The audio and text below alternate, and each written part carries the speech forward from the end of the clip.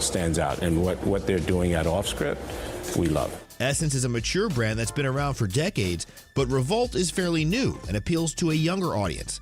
Dennis believes bridging them together could unlock new opportunities. I'm Bloomberg's Justin Milliner on the Black Business Beat. Now at Lowe's, faster quotes start at the Lowe's Pro Desk. Got a material list handwritten on a sticky note or saved as a photo? Perfect. Bring it to us and get a quote in minutes. And if you don't see what you need on the shelf, we'll help you get it. You can access thousands of products beyond what's available in-store or on Lowe's.com, right from the Lowe's Pro Desk. Build quotes faster and source the materials you need to keep your jobs moving. Just like that, at Lowe's. You're still glowing, flirting, grooving. You've still got it. But your immune system weakens as you age, making it harder to fight illnesses like pneumococcal pneumonia and RSV. Vaccines are a key part of any health routine and can help protect you from getting really sick. Ask your doctor or pharmacist which vaccines you need. See more at PfizerForAll.com. Sponsored by Pfizer.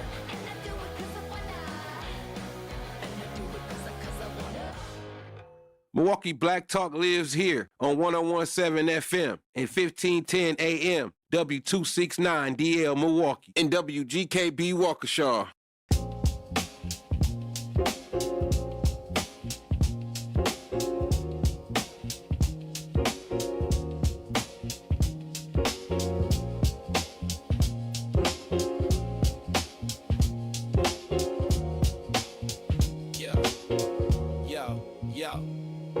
He steps to the mic with a boom ping ping. Wisdom sharper than a beast's fierce sting. Words like fireflies that light the night. He turns the dark into blazing bright. Boom ping ping, the truth takes wing. Milwaukee's voice, let the city sing. Boom ping ping, hear the freedom ring. Sherwin's the king, all the airwaves king.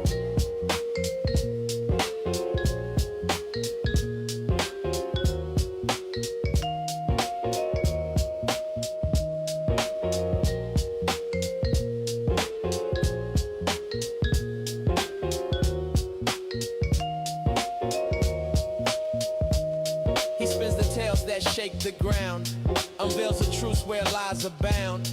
Politics, justice, social streams. He molds the chaos into dreams. No silence here, just the sound of change. Boom, ping, ping, rearrange. Boom, ping, ping, the truth takes wing. Milwaukee's voice, let the city sing. Boom, ping, ping, hear the freedom ring. Sherwin's the king, all the airwaves king. Through the static, through the noise, he amplifies the people's voice. Boom, ping, ping, like a heartbeat's call. He's got the wisdom to break down walls. Yeah.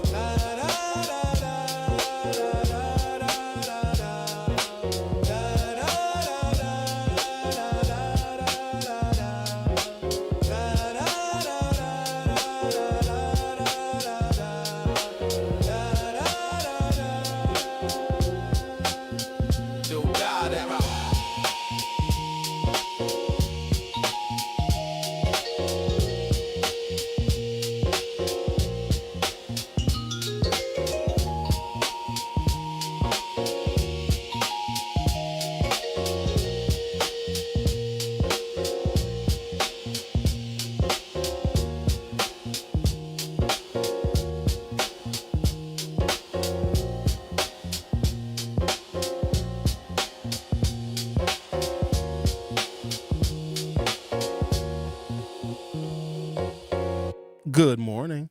Welcome to the program. Today is Monday, August 10th, 2026. Tomorrow is the primary election in the state of Wisconsin. I'm assuming at some point during the program we're going to talk about that. We're going to talk about the top two contenders who are running for the Democratic nomination for governor. There are also other offices that are competing in primaries in the state of Wisconsin. We will touch on those as well. They are what we'll call down ballot races because, of course, the gubernatorial race is top of the ticket, but there are other positions including lieutenant governor, secretary of state, and treasurer. So we're going to do a little brief recap of the candidates that you are going to find on your primary election ballot. If you have not voted already, I know, I don't know, 15 or 16 of you have voted early, so that's pretty cool. That's awesome. Man, have we spent a lot of time talking about an election where only 25% of the eligible voters are going to turn out. But here we are. So we'll get to that, and we'll, of course, take your questions and comments if you have any concerns about the election and about some of the issues that have been brought up. Do you believe that the candidates, in which there are still 4, however, 6 are going to appear on your ballot? Do you believe that they have done an adequate job of bringing up, talking about, discussing, and addressing the issues that are most important to you?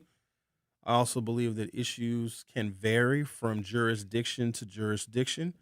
What we may be concerned about in the city of Milwaukee, and even certain parts of the city of Milwaukee, may have different political concerns. Do you believe that those concerns were addressed, and do you feel comfortable with the slate of candidates that you have to choose from? So I guess we'll get into some details of that. I hope you guys don't check prediction markets, because Kalshi, which is one of them,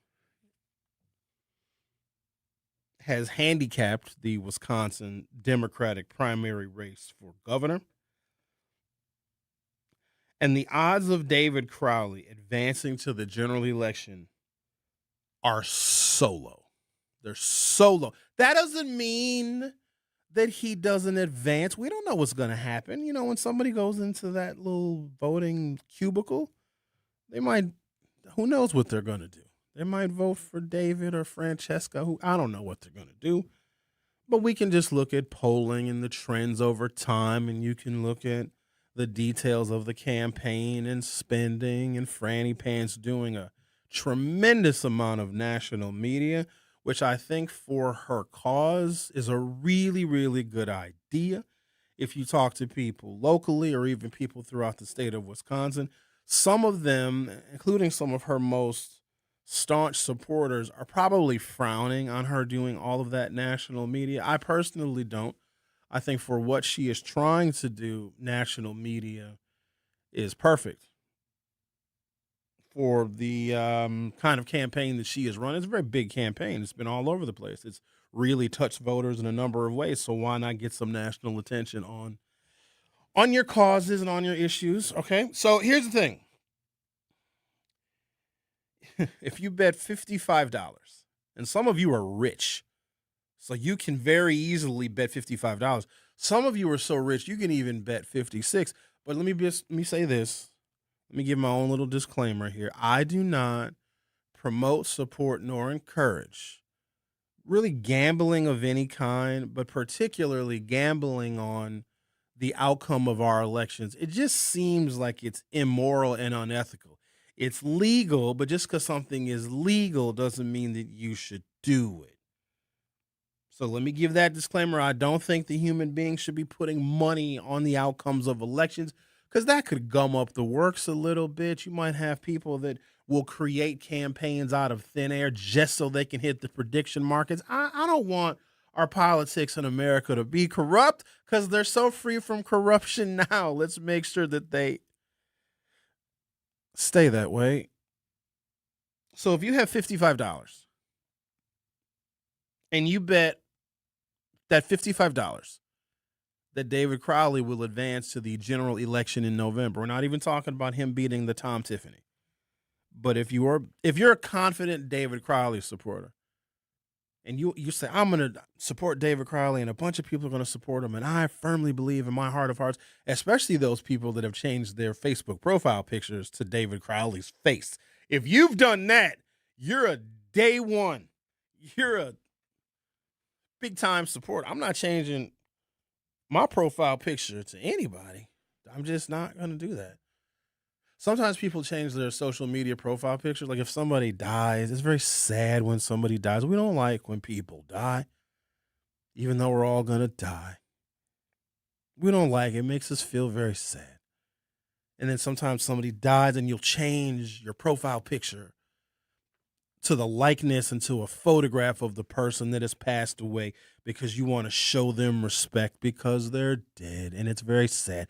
But one day, you're probably going to take that picture down. And when you decide to take the picture down of the person that you posted as your profile picture because they're dead, when you take it down, are you just like, all right, screw them, they're dead, I'm ready to put myself back up here? That's the tough decision. That's why I don't put dead people's pictures up, because one day you take it down and then maybe a family member or loved one of the deceased might say, hey, Sherwin, you had a picture of our beloved on your Facebook page. Why did you take it down? I said, I don't know. I got tired of looking at it. But Sherwin, you only had it up for 20 minutes. Yeah, they're dead. You know what I mean? Death is nothing to be afraid of. It really isn't. Once you're not afraid of death, you live with more intention. Okay, look. So if you bet $55 on David Crowley and he advances to the general election, do you know how much money you'll win on call sheet? $1,300. Now, here's the thing. Even if you're not necessarily a David Crowley fan or supporter, that's like reparations when you think about it. It's a very small investment. And, of course, you can bet less than $55.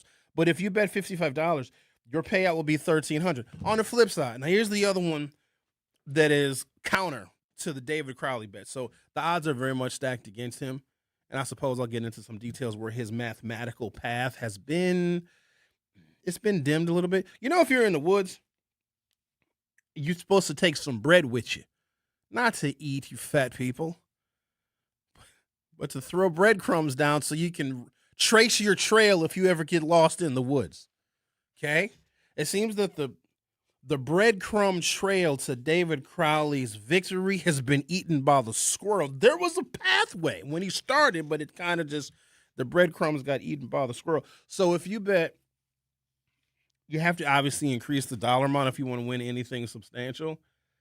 So if you bet $55 that David Crowley will advance after tomorrow's election to the general, your $55 will pay out technically $1,294.05. That's the payout. If you want to win a similar amount of money on Francesca Hong, if you bet $50,000, okay, that Francesca Hong advances, you got to put up 50 G's now to win $1,500. If you put up $10,000, which when you think about it, that's safe money. If you put up 10 grand and Francesca Hong wins and advances to November, you want a cool $300. Now here's the thing. You have to put the $10,000 up, but you're not going to lose it if you believe in the mathematics and the statistics. There's somebody named Cypher on line one. Should I take their telephone call, Xavier? Okay. Are we sure this is Cypher? Okay. All right. Now, because, sometimes people be giving you fake names. Hello, Cypher. You're on 101.7 The Truth. How are you doing today? I have 3 questions for you. Okay. All right. 3 questions. Sometimes when Israel calls, he says something about boundaries. What do you mean by that? It's a talk radio and he's concerned about the black community. What are boundaries? What boundaries do you speak of? Second, are you gay? Third, where do you park? Well, that's a lot of questions. Just answer them and I'll let you go about your business. Israel, I think you need to relax, buddy. So what's the first question? I am. What are boundaries? Can we admit what boundaries do you speak of? Boundaries? There's boundaries. More hurry up. We're just going to have to cut that call off. Hold on, Xavier. How does he get you every time?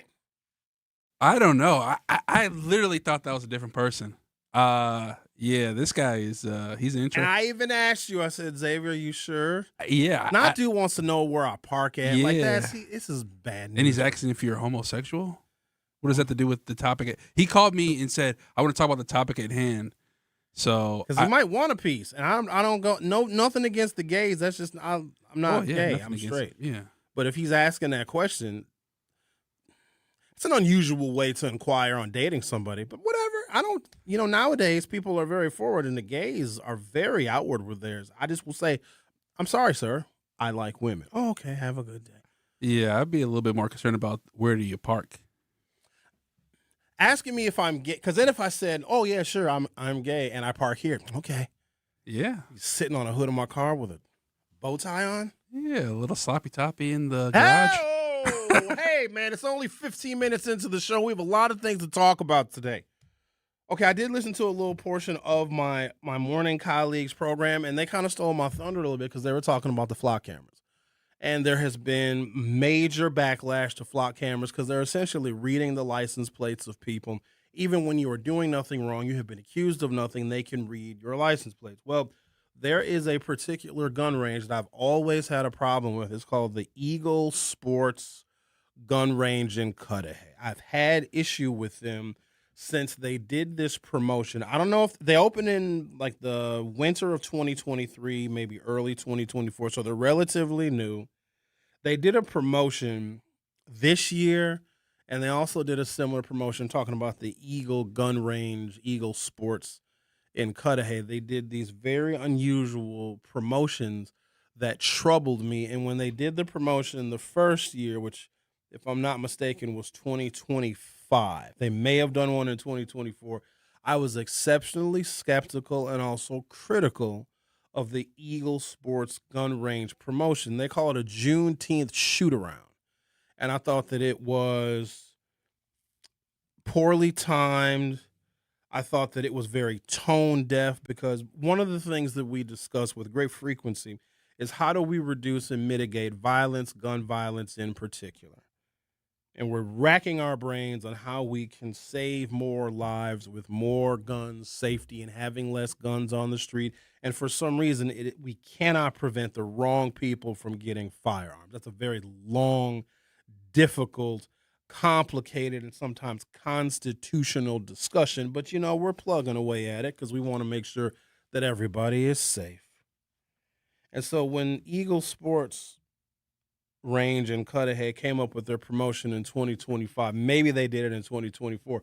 I became aware of it in 2025 and this past Juneteenth day in 2026.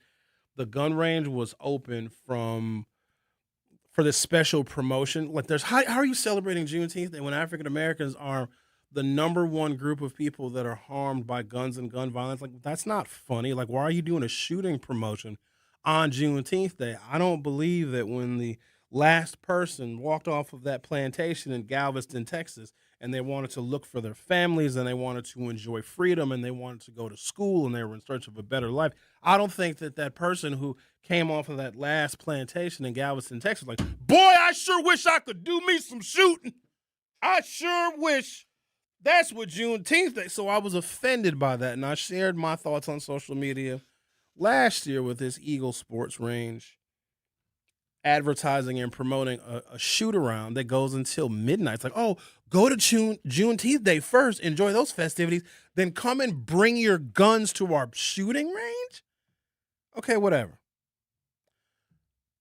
This year rolls around, 2026. Same promotion. Now, they changed it from a Juneteenth shoot-around because that was intentional. I think that wording was picked specifically. They changed it to Juneteenth shoot night. And guess where they came to promote it, y'all?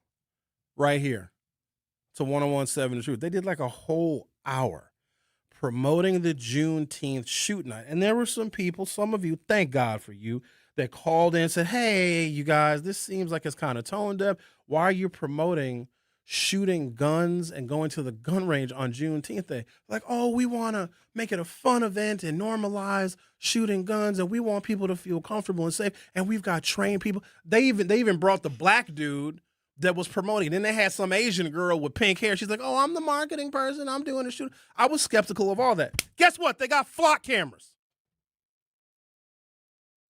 I'm going to take a break and come back. They played us. They played us. They intentionally promoted bring your guns until midnight. We're going to have a late night shoot around because that's going to talk to a certain demographic of people. Every last one of y'all license plates are now on file. So the Eagle Sports Range is in Cudahy. But you think the Cudahy doesn't share that detailed information with the Milwaukee Police Department? They absolutely do. That's what flock cameras do. Now, here's what I'm wondering. So something happened where they are now saying that they're going to violate a contract that they have with Flock to take the cameras down. I wonder how many people were surveilled because they intentionally targeted black people in the black community to bring your guns and to shoot them out in Cudahy. Now, I just wonder. Now, here's the thing. If you're a felon, You can't own a gun. You can't go to the shooting range. But I know that they don't do background checks when you go to a shooting range. I know they don't do that. I wonder how they may have worked with local law enforcement and coordinated with us here, our radio station, because they were promoting it for an hour. Oh, come on, everybody. Come on. Come shoot your guns and come. Yes. And flock cameras, every single. What show was that on? Wasn't on this one. Oh. I was able to listen to it, so it was a show after mine. Oh, okay. You don't remember when they were here and the pink lady here? Oh, yeah. It was the lunch break. Huh. The Truth with Sherwin Hughes on 101.7 FM. We'll be right back. Don't touch that dial. The Truth with Sherwin Hughes will be right back on 101.7 The Truth, The Truth app, and 1017thetruth.com. And here's Heather with the weather. Well, it's beautiful out there, sunny and 75, almost a little chilly in the shade. Now, let's get a read on the inside of your car. It is hot. You've only been parked a short time and it's already 99 degrees in there. Let's not leave children in the back seat while running errands. It only takes a few minutes for their body temperatures to rise, and that could be fatal. Cars get hot, fast, and can be deadly. Never leave a child in a car. A message from NHTSA and the Ad Council. Babes, what are you doing? What? I'm just mowing the lawn. No, it's blazing hot and dry out here. Don't you remember? Smokey Bear says. Avoid using power equipment when it's windy or dry. Where'd you learn this? Oh, it's on SmokeyBear.com with many other wildfire prevention tips. Right. Thanks, honey bear. 'Cause remember, only you can prevent wildfires. Brought to you by the USDA Forest Service, your state forester, and the Ad Council. You are listening to The Truth with Sherwin Hughes on 1017 The Truth app, and 1017thetruth.com.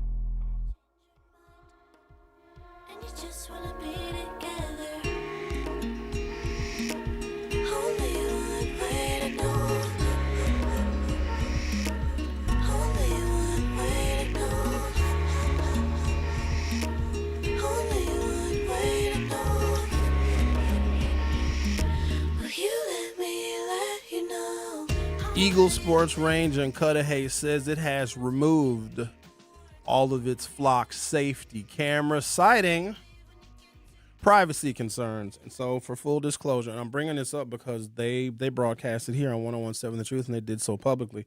And it's relevant because I thought that there was something fishy and suspicious about this Cudahy gun range that did a promotion from 5 p.m. until midnight on this past Juneteenth Day and the previous Juneteenth Day to encourage African Americans to come out to this Cudahy shooting range. I just found that very unusual, and the fact that they picked Juneteenth Day of all holidays, not a Christmas shoot around, not a Thanksgiving shoot around, not a first day of fall, first day of summer solstice shoot around. It was intentionally targeted at us.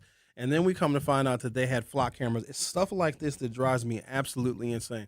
And why we didn't become more skeptical. Now, there were a few of you that were skeptical. I know that I've never been there. I never would go there, because if you're going to play with one of our holidays, that you got to keep in mind, there's a whole political party right now that doesn't even think the Juneteenth Day should exist.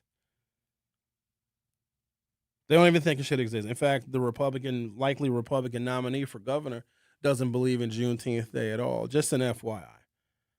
And so our holidays struggle with gaining nationwide legitimacy. Let me be clear, for Juneteenth Day to be legitimate, it does not need federal holiday status, even though it is. As long as it's legitimate to us, that's really all I need.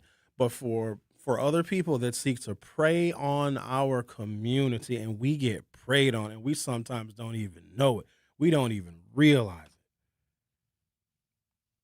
I think that the backlash to them should have been stronger just on the principle of it, but they made it seem like it was no big deal. And then there's this other thing that they do when they want to legitimize their predatory behavior on us.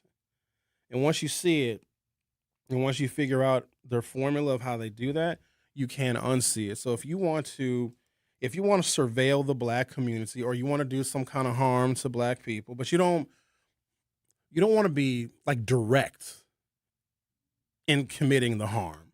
You want to be kind of indirect. You want to make it kind of covert. Because then if somebody says, hey, wait a minute, this is odd, this seems really racially biased and kind of insensitive that you're having a Juneteenth Day shoot around. They'll gaslight you and say, "What are you talking about? It has nothing to do with race. Juneteenth Day is a holiday for everybody." But we know who first legitimized that holiday, and it was us. And so just by you using that holiday specifically tells me everything that I need to know. And they did it at least 2 years in a row, maybe 3 years in a row. So if people, critical thinking black folk, or just anybody, raises concerns about, wait a minute, why are you using Juneteenth Day to promote a shoot around? What you do is you get a black person to promote it. They even talked about the marketing team that they put together. Because Eagle Sports Range is not owned by a black person. I think they're owned by like a Middle Eastern person who's from Chicago, but not an African American.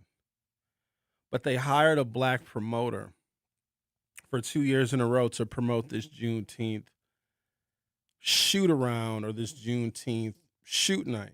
And so when people did raise legitimate concerns about it, the company could default by saying, look, a black person is promoting it. And then, of course, when you have a black person that's promoting something that we know the intent was racial insensitivity and racial bias, but also to ensnare African-American gun owners and maybe even some illegal gun owners.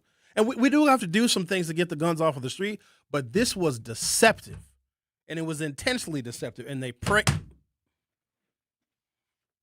don't think people quite understand how vulnerable we are, how vulnerable our community is, because misinformation kills us, literally. And I think that they count on that. The number of black folks that are anti-vaccine is insane to me, but will buy dope off the streets with no problem. Will trust that dope off the streets from a stranger before they trust actual medical advice. And here's the thing, you don't have to take my word for it. Look at the life expectancy of black people. We are the least credible human beings when it comes to health and health education. We are. We're not credible. We fall victim to paranoia in a second. You know how many vaccines that we had to get just to go to school? I'm full of the MMR, measles, mumps, rubella. I don't even know what rubella is. Rubella sounds like one of my great aunts, like one of my grandmother's sisters. And you got to get all these shots and these vaccines, but all of a sudden people were skeptical of the COVID vaccine. Black people were very skeptical too. Guess who died more from COVID than anybody? Well, I'll let you go ahead and figure that out. So we are very vulnerable people. And I don't know if we often realize when folks are trying to take advantage of us, because all you have to do is put it in the fine print and we won't read it. But the fact that they brought their Juneteenth shoot-around promotion to this radio station, which I have a real special connection to this frequency. I'm the only person that broadcasted on 101.7 The Truth under 3 different owners and managements of this frequency. I'm very much tied to it. I have not agreed with everything and every professional exercise of management authority, but, I'm here because I want to talk to my people now. And I was very, very upset that those folks were here promoting a Juneteenth shoot-around. And Nitty, this is not about you because you probably didn't know either. But I think it was a ploy to get as many black people out to that Cudahy shooting range as possible so they could get each and every one of your license plates. And here's the problem. Some of you are legitimate gun owners and probably thought it was fun. They even built it as like a kids event, like bring your kids. No, that's okay, whatever. And we didn't recognize it. Now we come to find out that they have flock cameras. So here's what happened. Well, I don't know what happened specifically, but I think something profound must have taken place to where they are now going to breach their contracts with the Flock Corporation and take the cameras down. Something must have happened. An innocent person probably got surveilled because here's the thing. Even though you're going to a public establishment because that place is open to the public. Now, you probably have to be of a certain age, obviously, to get in, but it's a public establishment. So the expectation of privacy when you are in public is very, very low. But I think that if people knew that their license plates were going to be logged, not to mention you're going to be on camera when you walk into the establishment, when you get out of your vehicle, I don't know if a lot of people would have chosen to go and shoot their guns at this Eagle Sports Range knowing that your license plate was going to be logged. because quite honestly, it's not law enforcement's business. Now, it also makes me wonder something like this. Most of us, when we drive with our guns, we don't do it properly. Unless you have a concealed carry, and everybody doesn't, even though they pretend that they do not. Or there are some people that have not completed the concealed carry requirements, and they concealed carry anyway. Most of us do not store our weapons when we're transporting them legally. And even though, this is the part where they get us, even if you are a legal gun owner, if you aren't storing it properly, they are going to confiscate it and they are going to arrest you. They're going to take your gun. And if you know anything about local law enforcement, when they confiscate a gun, even if you are a legitimate gun owner, but you get pulled over and you're not storing your gun properly, they're going to take your gun and you have to sue in court. Like, hire a lawyer to get your gun back, because when local law enforcement takes a gun off the street, they report it as a part of their anti-crime statistics. Even though they may have taken a firearm from someone who is a legal, legitimate firearm owner, if it's loaded, if it's in your glove compartment, if it's in your center console, the gun has to be unloaded and stored in a locked compartment, and your ammunition has got to be in a totally different part of the vehicle, meaning you can put your gun in the glove box. It's got to be out of reach of the driver, which that's negligible too. If your firearm, even if it's unloaded in the glove box, they might be able to get you on that. But your bullets and your magazines and your clips have got to be in the trunk, and they got to be locked up too. Nobody stores their guns like that. And most people that have their guns, everything is in the gun case, and the gun case would be right there on the front seat. Now, if you went to that Eagle Sports Range and you are recorded on a flock camera, that information could be and probably was shared with the Cudahy Police Department. The Milwaukee Police Department said, "Hey, Cudahy, how you doing? It's Milwaukee. Can you give us all of the flock data that you have from your Juneteenth shoot-around?" You know what Cudahy says? Absolutely, that's why we're here. So you get back on 794 after doing your Juneteenth shoot-around. Oh, and don't let you have had a couple of drinks. Absolute sobriety in the state of Wisconsin when you have a firearm. Now they know that you're at the gun range. You get back on 794 because you got to travel through Cudahy and Oak Creek and all those places to get back toward Milwaukee. And now you see the cherries and berries behind you. Uh-oh, well, we got you speeding. Uh-oh, what's that on the front seat? Take a break, come back. There's a story that appears here locally, TMJ4. Eagle Sports Range in Cudahy says it has removed all of its flock safety cameras, citing privacy concerns. Let's talk about the story on the other side. You're listening to The Truth with Sherwin Hughes on 101.7 FM. I'll be right back. The Truth with Sherwin Hughes returns after this on 101.7 The Truth, The Truth app, and 101.7thetruth.com. Each early detection, each shortened hospital stay, each quick recovery reminds us why we serve. From first breaths to complex surgeries to rehabilitation that gets you back to your family sooner, we stand ready, quietly preparing, focused, and guided by one promise: to be fully devoted to you. Ascension, Wisconsin. Advanced care devoted to you. Milwaukee Public School families, the first day of school is Tuesday, September 1st, and there's still time to enroll. MPS offers programs to fit every learner, including bilingual, Montessori, special education, and more. All MPS students receive free breakfast and lunch. Enroll today at milwaukeepublicsschools.org/enrollment. Or visit MPS Student Services at 5225 West Bleeth Street, Monday through Friday from 8 a.m. to 4 p.m. Thank you for choosing MPS. Milwaukee, have you ever lost power in a bad storm and then opened up a bill that was somehow higher than the month before? Or gotten a disconnection notice, fallen behind, and just couldn't catch up? We've been through a lot together. Now We Energies wants to raise rates again. The Public Service Commission is listening, and this is your chance. Comment now, or come speak in person at Marquette University the first week of September. Learn more at walnutway.org. When a warrior faces adversity, he fights through it. He finds a way. Freedom isn't free. Rolling strong. Belief. Believe you can, and you will. Wheelchairs for Warriors provides mobility solutions to veterans and first responders injured in the line of duty. Join the mission and visit wheelchairsforwarriors.org. Here's the deal. We gotta set ourselves up. See, retirement is the long game. We gotta make moves and make them early. Set up goals. Don't worry about a setback. Just save up and stack up to reach them. Let's put ourselves in the right position. Pre-game to greater things. Start building your retirement plan at thisispretirement.org. Brought to you by AARP and the Ad Council. For 75 years, the Muscular Dystrophy Association's voices have thundered through the halls of Congress. For 75 years, we've willed the impossible into existence. For 75 years, the MDA community has pushed the science, shifted the narrative, and established the field of neuromuscular medicine. And until that day, when this is all a thing of the past, you couldn't stop us if you tried. Join us and celebrate 75 years of breakthroughs at MDA75.org. You are listening to The Truth with Sherwin Hughes on 1017 The Truth app, and 1017thetruth.com. So many things I'm going through, so much that I want to do. It's starting to become so clear to me.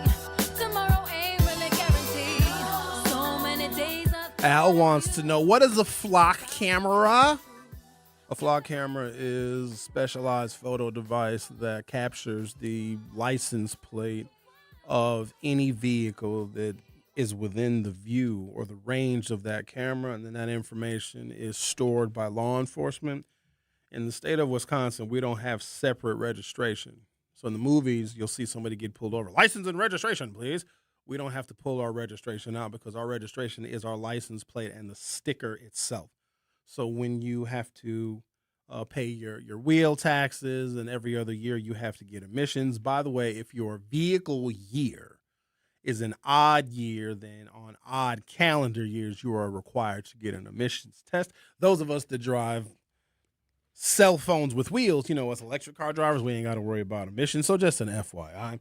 So when you renew your vehicle's registration, all of that information is contained within your license plate number. So when local law enforcement or federal law enforcement, that's the real thing we need to be concerned about. Because from what I found, and just because I didn't find the information or the connection with the data doesn't mean it doesn't exist. We really should be careful when it comes to flock cameras. Are they sharing that information with the federal government? Because they then will use that a couple of different ways to track women who are going to abortion clinics in states in which terminating a pregnancy is illegal. Okay, so there's that. But also attempting to track down folks who are not in this country legally. Even if you have a particular type of work permit or a visa, with the new Trump immigration rules that are being very heavily enforced, they can use flock cameras to track an individual who they want to deport. But from what I found, and this is probably some contract that Flock has with the federal government, Flock are not going to share that they actually have some kind of collaboration with the federal government. But I think that since Trump has gotten reelected, the exacerbated use of flock cameras should raise a whole bunch of eyebrows. We live in a surveillance state. We know that. And little by little, I think that we have gotten used to, social media, knowing where we are. And we freely post where we are, what we're doing, you name it, all the personal information you could ever consider. Things that we would never share back in the day is put on social media just for the heck of it. So I think that we have gotten used to our privacy being reduced in favor of the convenience of the internet, websites, and social medias. Also, when you go to a website, now they have to ask your permission when it comes to, do you allow the cookies? Like, damn it, I need to get to this website. I have to, damn it. That means that you're now being tracked all over the internet. And I'm sure some of you have noticed this very unusual coincidence, which of course Facebook has denied. You could be talking about going on vacation, because I know a lot of you work very hard and some of you need to go on a vacation. I want you all to go and enjoy the sun and the fun somewhere else. Feels good to get out of Milwaukee or wherever it is that you're listening from. I know that I have people listening to this program from all over the universe. Had a Martian called in a little while ago and asked me if I was gay. So can I just be left alone? Like, why people got to mess with me? Because they hear me every single day. They think that they can, you know what I mean? Like, why are you messing with Sherwin? Sherwin don't cause no harm. Well, they have a parasocial relationship with you, so they feel like they know you. A lot of folks don't understand that. It's frightening. Yeah. Because, there was something that was shared with me a long time ago regarding these parasocial relationships, and it was from former City of Milwaukee Health Commissioner Bevan Baker. I don't know where he is now, but he used to be the city's health commissioner. He was the first African-American health commissioner and was one of my favorite people to interview. Somewhere right around COVID or just before COVID, he mysteriously was decommissioned as the commissioner of public health for the city of Milwaukee. That's a whole nother set of scandals and stories, a whole bunch of other stuff.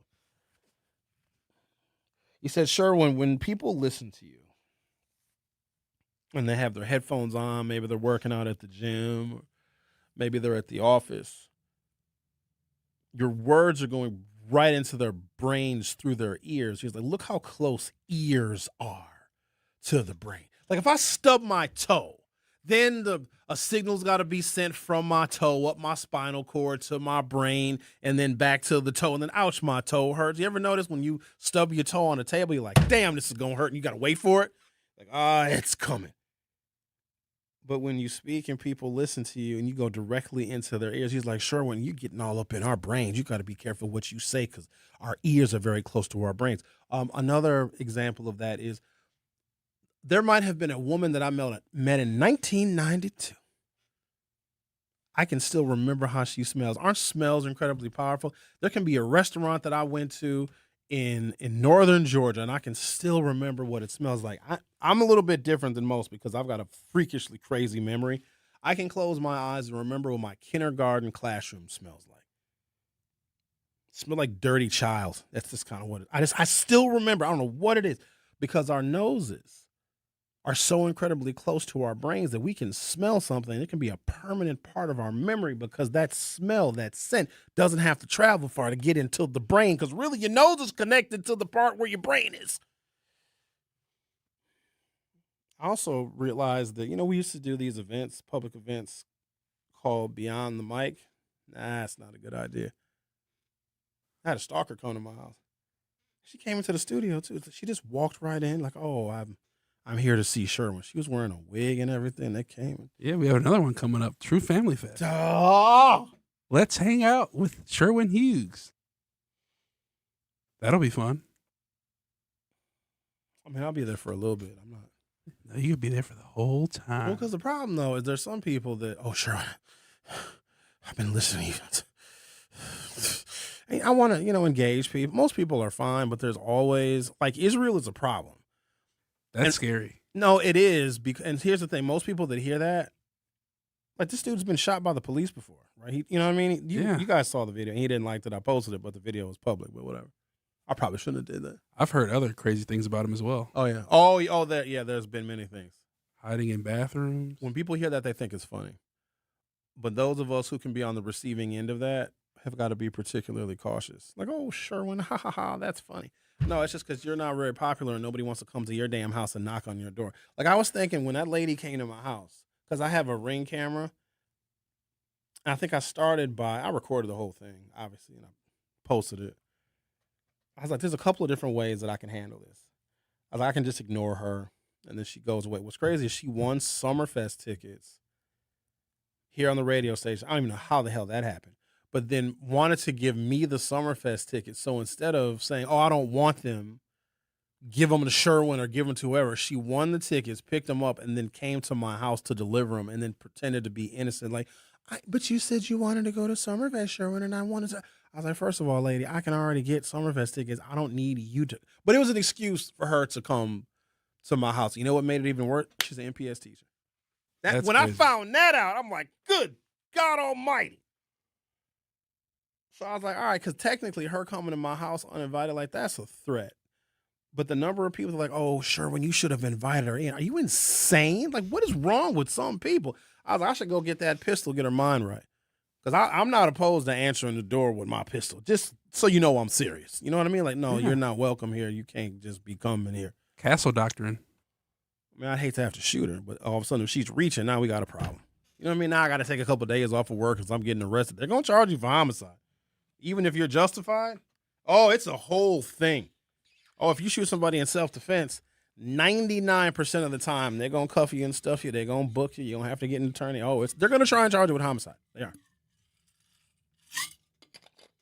But anyways. Flock cameras. Oh, look, I got to take a commercial break. Oh, good God. Got a damn election coming up. How you feeling about that? Confident. I'll be at the thing tonight.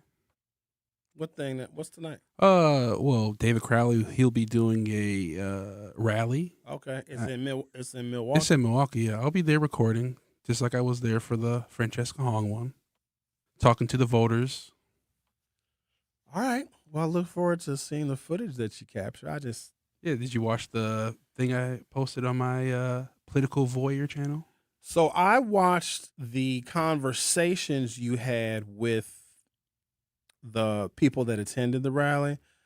I didn't listen to much of the actual speeches because gyms are horrible. Like auditoriums are real bad for audio. But I wanted to hear from the actual people and the reasons why they are supporting her. And everybody's got a very legitimate reason for wanting to support her.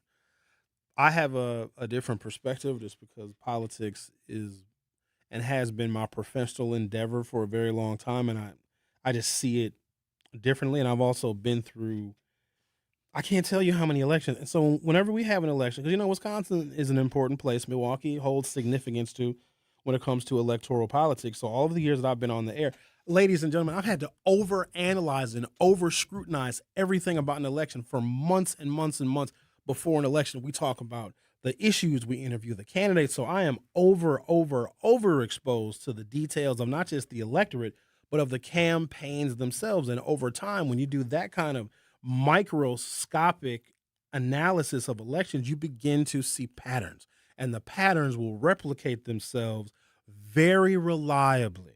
Regular, normal human beings that don't get into politics, and I love you all so much because you are, in fact, regular and normal. People like myself are not, because we see things that most people don't see. And it puts us in a very, very weird place because I can have conversations about politics, campaigns, and elections. And I'm literally talking to myself because there's only 0.1% of people that have even worked this closely with politics and campaigns.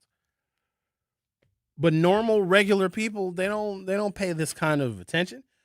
And they also might be blind to some of the patterns. This election cycle, as crazy as it's been, has replicated a pattern that I can recall from my memory in several different election cycles. And so when I say I'm confident, when you ask me how I'm feeling, Xavier, I'm confident because I know precisely how this damn thing is going to go. How's it going to go? Precisely how I think it's going to go. You are listening to The Truth with Sherwin Hughes on 101.7 FM. I'll be right back. The Truth with Sherwin Hughes returns after this on 101.7 The Truth app, and 1017thetruth.com. Yi Leng Zhang was born in Warsaw, the son of refugees who fled communism in search of freedom. His parents taught him that freedom comes with responsibility. And for Yi, that means being accountable to every person he serves. School board treasurer, county supervisor, village trustee, a nonprofit leader. Yi Leng Zhang has managed multi-million-dollar taxpayer budgets at every level. And now he's ready to be a watchdog for Wisconsin. That's why Yi is endorsed by Senator Tammy Baldwin. Baldwin says Yi brings, quote, real budget experience from the school board, the county board, and the nonprofit world. She says he'll, quote, protect our school trust funds, return unclaimed money to families who earned it, and bring accountability to an office that demands it. Yi Leng Zhang for State Treasurer, a watchdog for your money. Paid for by Yi for Wisconsin. Every day, Veolia and MMSD work together to ensure that Milwaukee's water system exceeds the high standard it's held to, protecting Lake Michigan and its rivers that run through our neighborhoods. That's 220 local employees who care about their jobs, running a system that's earned national recognition for excellent performance. But they don't do it alone. They're supported by locally owned small businesses, women-owned businesses, and minority-owned businesses. For 18 years, making our waterways cleaner all the time. Veolia, Milwaukee values, committed to its future. Wherever there's a need in our communities, there's a United Way, improving lives so everyone can thrive. Where more people can gain access to healthcare and nutritious food for their tables. Where more community members can benefit from financial education and get connected to local resources for housing support. And where children are given more chances to reach their full potential. Community is where we find our strength and where we share our hope. United is the way. Visit unitedway.org. You are listening to The Truth with Sherwin Hughes on 1017 The Truth app, and 1017thetruth.com.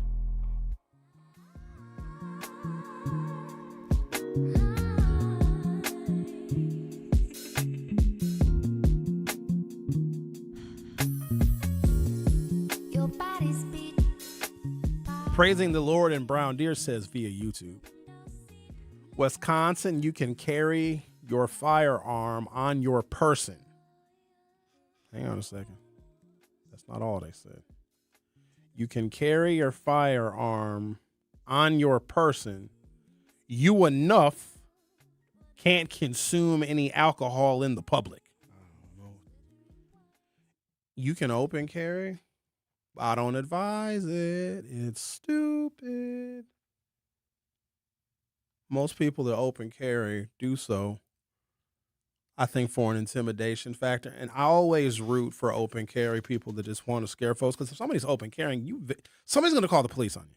Yeah, somebody's walking around with a gun. Cops are coming. Now you got a confrontation. The police are going to come. You call the police, say, yeah, I'm at Starbucks. There's somebody walking around with a gun. Oh, they're on their way. Now, you're not giving all the details, of course. You don't say they are open carrying what appears to be a .45 caliber 1911 style pistol on there. You know, they're not saying all that. Yeah, there's a person walking around in the Starbucks parking lot with a gun. Cops are coming. Several of them are. And they see an individual that does in fact have a firearm. They're going to cuff that person. They're going to disarm that person. It's just not worth it. So don't open carry. And first of all, what do you need a gun at Starbucks for? Listen, we're all upset about the price of coffee, but relax. Good Lord. If you're going to carry, if you find the need to carry, get a concealed carry permit. The other thing that I root for when somebody open carries is for them to get disarmed or robbed with their own gun, because then you'll learn that lesson. I told a story, and I was at Starbucks, but I was sitting in my vehicle. It was a Starbucks that is on East Ogden in the Points East Plaza. There's a Metro Market over there, and there's a Starbucks there. And so I'm sitting in my vehicle. It was summertime. My windows were down. And then a vehicle pulled up next to me. So I'm in the driver's seat of my vehicle, obviously. Vehicle pulls up. The passenger of that vehicle gets out.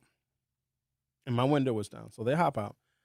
They close the door, and they're standing between the vehicle they just got out of. And remember, they're coming out of the passenger side, and I'm in the driver's side of my vehicle. So as I'm looking to my left out of my driver's side window, I'm eye level with this dude's pistol. And he's just kind of standing there for a second. I think that he's talking to the person that was driving the vehicle.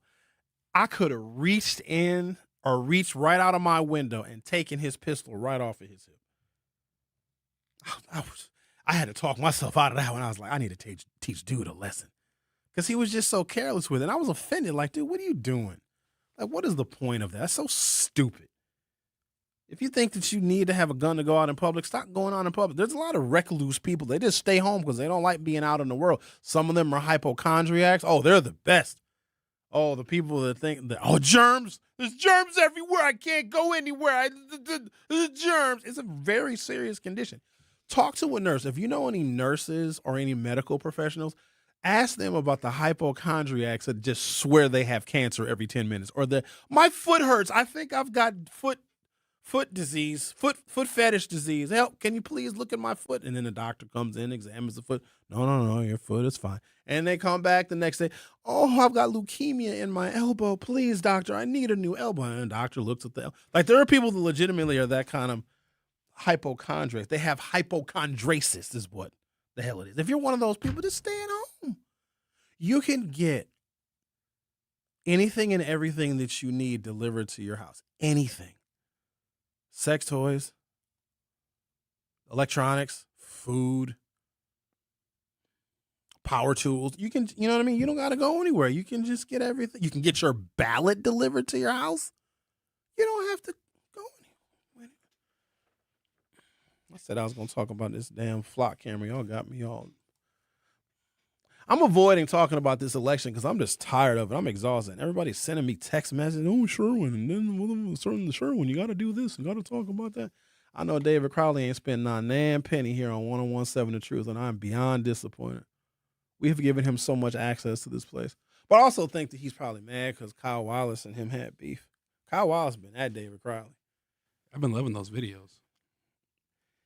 God bless Kyle, but Kyle is not a politics dude. Kyle just started getting involved in politics since he's been here. Kyle's a sportscaster dude, and I hate to tell Kyle to shut up and dribble, but come on, dog. Like, seriously. Oh, you don't like his coverage?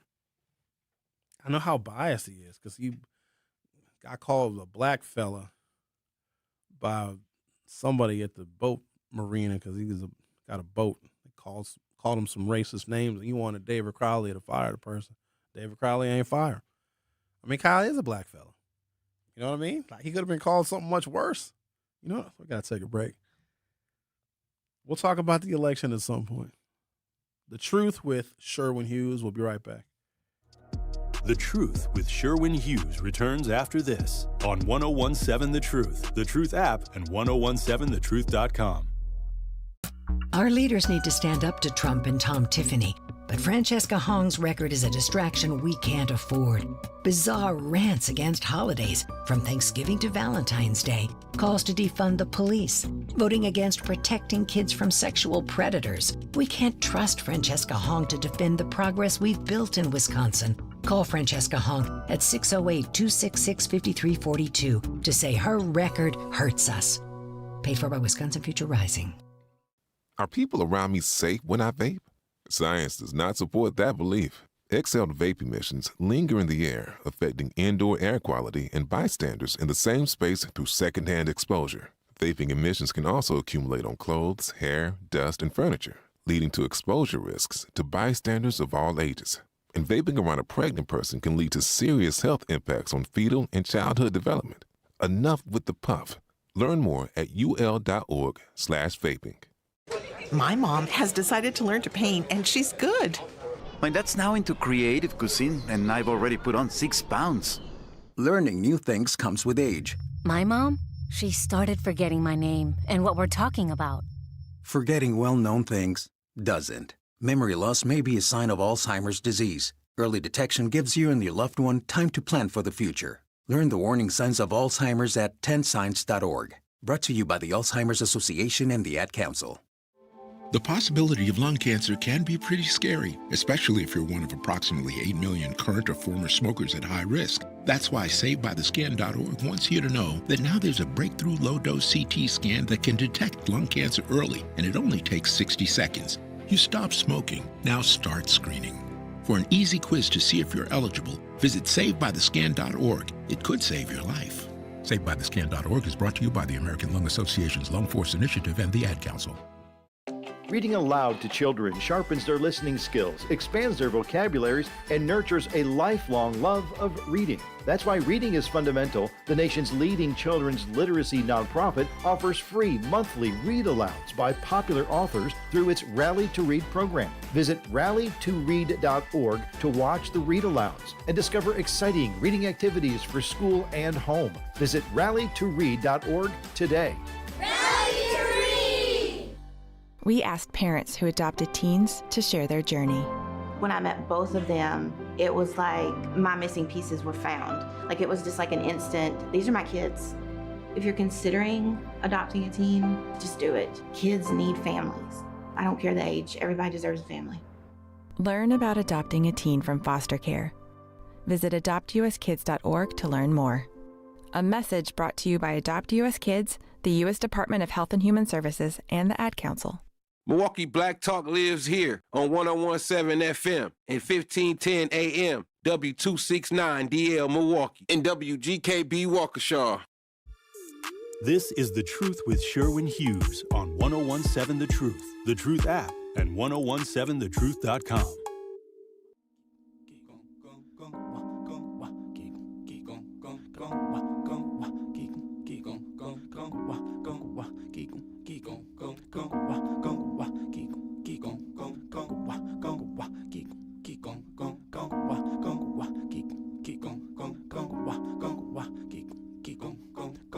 Skin is ashy, tied the muscles ain't working. Welcome to Hour 2 of The Truth with Sherwin Hughes. We are one day away from Wisconsin's very much talked about, overanalyzed, hyper-criticized primary election where, 75% of the eligible registered voters are not even going to take the time to vote, which is unfortunate because you do not get a real sentiment of the voters when so many people are not going to vote. So over this weekend, I made it a point to talk to as many folks as I could about politics, even some of my friends. And I don't often like to talk about politics with some of my friends because they range from expressly non-political to hyper-political. But I like to hear from those that don't really follow the politics because they got other stuff going on in their lives because they often have a tremendous amount of insight. Now, obviously, my conversations don't count as any kind of authentic or official scientific analysis. But of the people that are just living their regular lives, that aren't paying attention to every single campaign headline and every news story, they might get campaign correspondence in the mail. They'll probably throw it away or use it as a coaster. They are not voting in tomorrow's primary. They are not. Now, they did commit to voting in November because some people are just November voters, and you will see that when we get all the data. The data and the voter turnout tomorrow is going to tell a story that the campaigns on these polls cannot tell. Where both top contending candidates got their support, where they overperformed, where they underperformed. The thing about Francesca, there are going to be places in which she's going to overperform, where she never expected. There are going to be places in which David Crowley overperformed, in which he never expected. And I think so. Those places, the places that are going to shock us, there's going to be some shocking things once we get the results, probably by the end of this week. And I think that potentially could guide the general election for both political parties, both the Democrats and the Republicans. But right now, let's talk to Alan. You're on 1017 The Truth. How are you? Hi, how are you? I'm good. What's on your mind? I had to go get a cone today. Just by the way, the ice cream, they didn't have it over there on the 60th McDonald's in Silver Spring. Got to go to Villard and Teutonia. Wonderful, though. Still the same price, 86 cents, man. I'm listening to you today, and the conversation that you're having earlier, you were talking about two things, the election, and you were talking about the flock cameras. I had that same about how they did it on Juneteenth. I was talking about that with some people a bit ago, and I forgot to bounce that off you. And as usual, you read my mind, man. As an aside, if I didn't like you, even if I didn't, which I do, I love listening to you. It's been too long, but I would listen just to when you talk, it's like we're picking your mind. Everything you say is kind of like how we live our lives, man. It's just we're opposite sides of the same political coin. But that what they're doing there, what they do, all this stuff. When you see it's targeted, they target certain communities. Just like, I'm not going to go off on a tangent, but like these developers do, right? It's the same type of thing. What they're using with those cameras is to get information from people. And the thing is, that's why I don't join. People try to think about I've never been famous or known nobody. Since I've done this, I've had people come to our house and ring the bell and want to talk. I've had people publish pictures of my home. I don't know, they go on the internet and find that stuff on your site and stuff and whatever. But, you got it. But most everybody's pretty friendly. But the thing is, I understand why you got to be careful about that stuff. But the thing with these guns, it's the same when you see these little classes they have, quote-unquote classes for concealed carry. All they're doing is putting you on a list, man. That's all they're doing, and you're absolutely right about that. That's brilliant. on their end. But the fact that you saw it that quickly and commented on it and made people aware of that. They're definitely. The other thing that you didn't mention was weed. They're popping people who are going to Michigan and like down to Illinois to buy weed and coming back. They got with the flock cameras. They busted that. Somebody I know got popped. And I'm like, why would you go down there to buy weed when you know what I'm anyway? So it was stupid, but they got him right at the border coming back from Illinois. Yeah, I Down heard in about Kenosha that. County. There's also 2 Milwaukee cops who've been charged, if I'm not mistaken, convicted because they've been using flock camera data to track their little girlfriends. Exactly. You know, you're right. I knew about that too. But the other thing with this election, Hong is going to perform unreal. You know what's going to happen, right? What's going to happen? What's going to happen is a lot of Republicans. We want Hong to run. She, out of all the people I've ever seen in my life, I'm an old guy too. I'm older than you, and I've been doing this my whole life. I've never seen the candidate. No matter how bad they think Donald Trump is, this woman, everything, she wants to get rid of Christmas. You know, how do you backtrack that, man? You don't got to be Lee Atwater. You remember Lee Atwater, right? You don't got to be Lee Atwater to beat her. This is going to be, I don't know how you're calling this thing nationwide, but they got the Democratic Party is it's in Wisconsin. This is a clown show, man. I'd love to see. All we're going to do is vote for her. Everybody who I know, everybody who you talk to, everybody anywhere wants her to run. And that's going to be the end of it. She's absolutely, and you brought that up too, though, the other day. And she's absolutely unelectable at statewide. Absolutely. She's going to carry Dane County. She'll probably carry Milwaukee. Maybe you were talking about Kenosha the other day. Maybe Kenosha, but Kenosha's not as reliable as it used to be after they closed the plant, right? The union kind of. She won't carry Milwaukee, but she's going to overperform here. She's going to get way more votes out of Milwaukee County than she should. Well, because I'm voting for her. I'm not going to lie. I'm voting tomorrow. My wife is going to vote for her. I want her on the ballot. I'm I'm not scared of Crowley, but I'm more worried about him than I am her. I mean, this is if she was a real candidate, like from a Republican, you know, whatever you want to call him, a Republican is what I call him. They should have ended this stuff a long time ago. But anyway, they'd be excoriating her in the news. It would be unbelievable. That's how you know how biased this stuff is. And that is why I listen to you, because I can listen to, I used to, Jay Weber, you know, I can't stand his fat blank. But you tell the truth. And you're on a station called The Truth. I mean, you really, really, really stay in the center of the lane for the most part. I mean, I like what you say sometimes, but then again, like you're talking, I'm like, you know what, Alan? You're not I'm not black. I'm not, you know. So some of the things, then, you know, obviously, but then I look at these things and I think about it and I'm like, you know what? That ain't fair. It's not. What do you think I'm doing? What I'm doing with this up there? I'm making an idiot of myself. But in the long run, we're going to win. And Alan, we got to leave it. Thank you, Alan. Thank you. I gotta go. No, I gotta because go. I stayed on track. Okay. I stayed on track today 2 times in a row. We had a good conversation, man. Thank you, Alan, for your call. No, thank you. You really give me. No, you do. You're a good guy, man. You're like a lighthouse of truth, the beacon of light over the foggy Canadian fire air we gotta breathe, and all the dust. I can't open my windows because of these dang developers. Anyway, God bless you, man. Bye bye. I'll say something that he'll disagree with, though, soon. Here we go. Let's talk to Sean. Hi, Sean. How are you? You're on 101.7 The Truth. What's on your mind? I'm good, sir. How are you? Doing okay. I'm good. Oh, good. So I just have a question about the situation that went down in the candidates. And so there was a law that came across Eva Zech. I actually texted in, and I kind of wanted like an immediate answer. Didn't get it, but okay. Okay. So there was a law that came across Eva Zech. He vetoed it. It was for gig workers to receive PTO. He vetoed it, and I want to know. Can you broke? So it's what is about? He vetoed something for a PTO bill. For gig workers to receive PTO. For who? What kind of workers? Gig workers, yes, okay. Instacart, DoorDash, things of that nature, and they were advocating for it, and Evers vetoed it.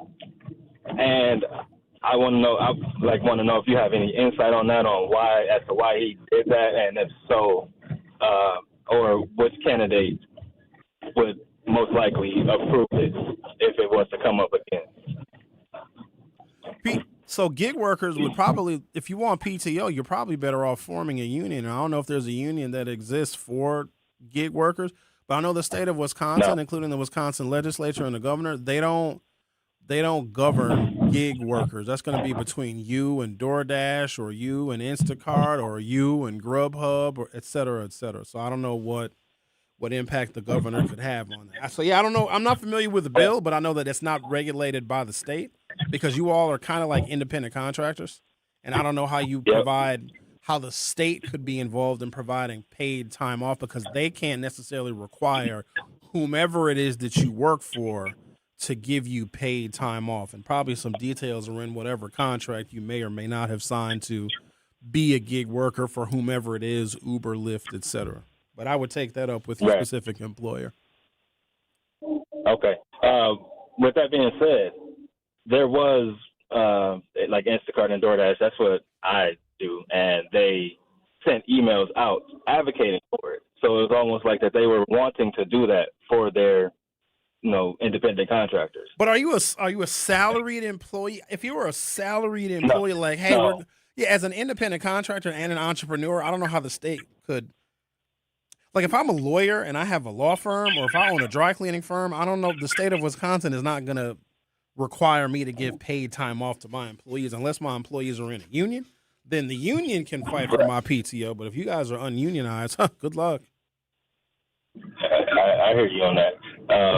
It just seems like that they were advocating for it. Like they were trying to find a way to allow for like the hours that we accumulate to also be to allow for PTO. You know how when you work a traditional job, you work certain hours, you get a certain amount of PTO behind that. Okay. I think it sounds like that's what they were trying to do, but it didn't go through.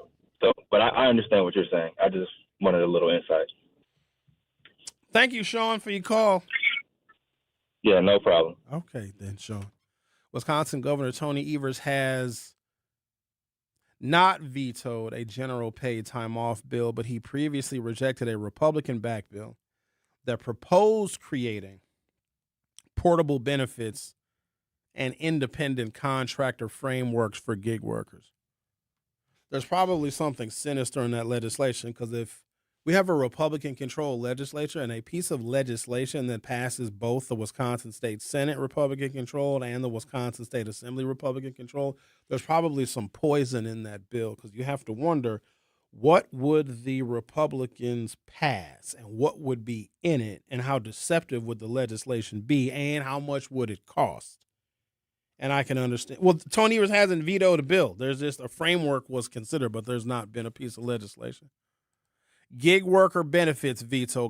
He did veto a bill. Governor Evers vetoed a bill, Assembly Bill 269, regarding app-based drivers, noting that the framework lacked guaranteed benefits for workers and needed more collaborative input from all parties.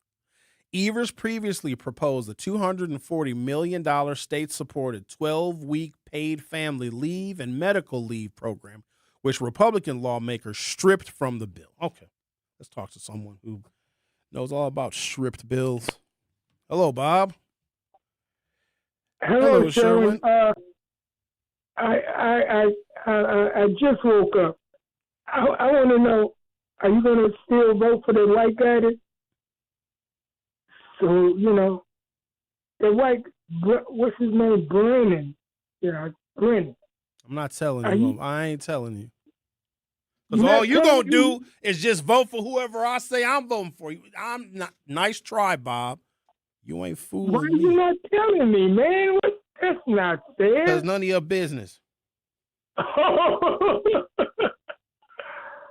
You mighty quiet on that note. Who do you want to vote for, Bob? Why don't we talk about that? Which campaign speaks to your interests? I'm voting for who you vote for, Sherwin. Why are you doing me like this? It's Monday. Tomorrow's the election. So if I don't say who I'm voting for, are you just not going to vote at all? Oh, I'm gonna vote. Okay, for who? And there's other candidates and other races on that ballot. It's not just governor. I haven't heard you say nothing about that white guy. Is he still ahead, or is he? You said you wanted to win. Bob, I want you to diversify where you get your information from. Don't just get it from me. Get it from a bunch of other sources. You got to read the newspaper and go to the websites. You got to get your news now. You need to be more informed. And you should not be tired. This is what you've involved yourself a lot of your life in the politics. So you don't get tired of it. I get tired of people that are old enough to be my father relying on someone that's young enough to be their child guiding their political decision. You should be telling me who to vote for. I don't know enough about these people, man. I know enough about a horrible individual like Trump, but, the president, but I don't know enough about these. You say you voting for the white guy, but I ain't saying nothing. Bob, why don't you go and look the candidates up yourself and make a decision that way? You're doing me wrong. Because I'm telling you to look the candidates up so that you can make a decision that best suits whatever it is that you want and need. I'm doing you wrong because I'm asking you to read about candidates? It's ridiculous, but I'm asking you to read, Bob. That is probably ridiculous. I know you blacks. You want to hide something from the blacks, put it in a book. Crowley is the only one that I would think of. I guess,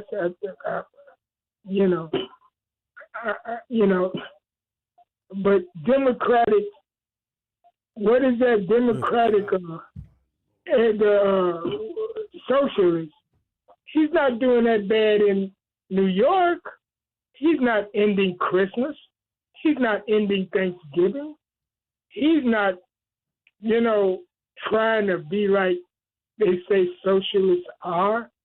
And he got on TV and said, I'm charging rich people. He was taxing rich people. He said it with a smile. He hasn't did anything ridiculous. He'd even tried to get, places where people can go buy food cheaper than they can in these big stores. And vote for the Democratic Socialists in New York then. Then do that. They're not going to get rid of Christmas. They're not going to get rid of Thanksgiving. Bob, of course they're not. Why would you even believe something like that? Why would you believe that? How do you? Let's talk about this for a second. Bob, stop. How do you think they could go about getting rid of religious holidays? How would that process work? I want to hear this from you. If somebody gets elected and said, we're going to get rid of Christmas, how can you stop Santa Claus? How can you stop the Christmas decorations from going up? How can you stop the Christians from celebrating the little itty-bitty 4-pound, 12-ounce baby Jesus? How could they do that, Bob? Let's think this through for a second. How could anybody cancel Christmas? I totally agree with you. They cannot do it. So socialists ain't that bad like Republicans say they are. I guess. Then vote for a socialist, Bob. And then there you go. You ain't got to rely on me and nobody. You ain't got to read. You can just go and vote. Okay?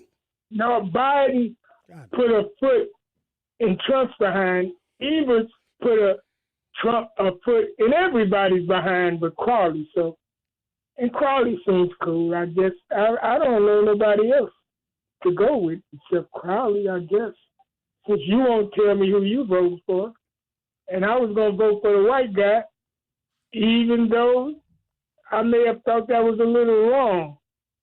With Evers going for the black guy and you was going for the white guy, I said, oh, it's strange. But if you ain't telling me, I guess I'll go with Crowley, I guess. And I just hope this Republican guy don't get in. You have 1 minute remaining. Talk to you later, sir.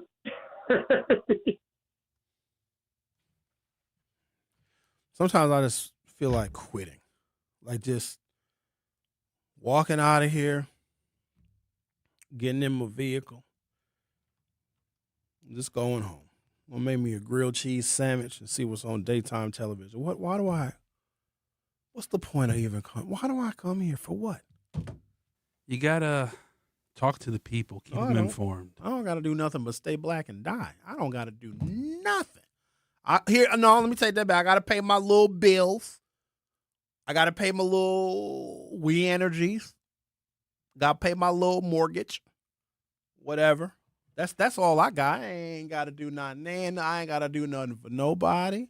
I can go home, take off my shoes, get my remote control, and see what's on the telly. I can listen to music. I ain't gotta do it. All right, I'm gonna take a commercial break now. Maybe I'll come back, maybe I won't. If y'all hear a recorded show, that means I left for the day. I'm sick of it. I'll speak for a few segments.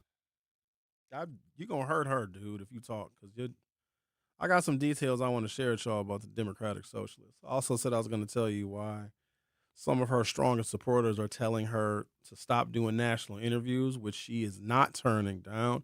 Because a lot of what she is saying is very cringeworthy. And you have to wonder, why is there such a national media fascination, including Fox News? I don't know. Politically, it's not the best because being on Fox News, and I get it, all publicity is good publicity, but when you have Republicans that they love her, they love her. Why aren't people taking more of a clue from the Donald Trump political party absolutely loving Francesca Hong? They want to turn the entire Democratic Party into her because that's the only Democratic Party that they can be, at least now moving forward. Because remember, Trump is at his worst. Project 2025 is here. DEI gone. Affirmative action gone. Trump, 2 wars going on. Eggs is expensive. The gas is expensive. The inflation is high.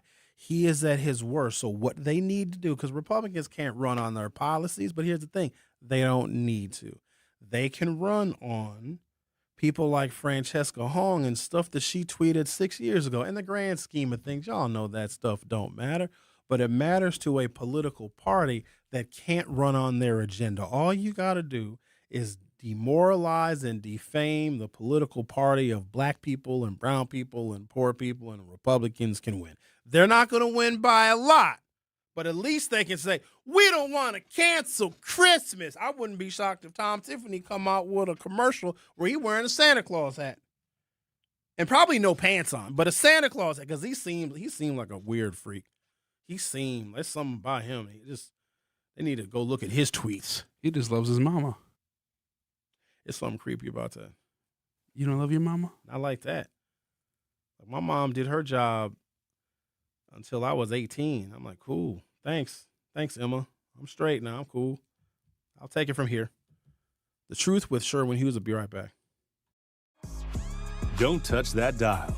The Truth with Sherwin Hughes will be right back on 1017 The Truth, The Truth app, and 1017thetruth.com. Wisconsin has the largest black-white academic gap in America, and 22 of Wisconsin's 50 lowest performing schools are right here on Milwaukee's north side. Our kids need more options, more champions, more action. Francesca Hong's plan gives them less. She'd end school choice, limit public charter schools, and shut the door on programs Milwaukee families built for their own children. On August 11th, vote for candidates who fight for our kids. Paid for by Leaders for a Better Community, Inc. Not completing high school is more of a social thing than it was an academic thing. Even though all these years have passed, I still had that longing to have my diploma. At age 30, Carissa finished her high school diploma. If you're even considering getting your high school diploma, you can do it. No one gets a diploma alone. If you're thinking of finishing your high school diploma, you have help. Find free adult education classes near you at finishyourdiploma.org. That's finishyourdiploma.org. Brought to you by the Dollar General Literacy Foundation and the Ad Council. Hear that? That's the sound of your life. Perfectly imperfect. Beating in rhythm to the world you've created. But every time you drive after drinking, the music gets drowned out. your life sounds pretty great. Don't let a buzz ruin it. Buzz driving is drunk driving. Don't drive buzzed. A message from NHTSA and the Ad Council. Mommy, can I sit in the front seat just this one time? Please, please, please. No, not yet. But why? Because I love you, and you're just not ready yet. Now, get in the back so I can get you in your car seat, please. Putting your kids in the right seat for their age and size is an act of love. Check that your kids are in the right seat at nhtsa.gov/the right seat. Love protects. A message from NHTSA and the Ad Council. You are listening to The Truth with Sherwin Hughes on 1017 The Truth app, and 1017thetruth.com.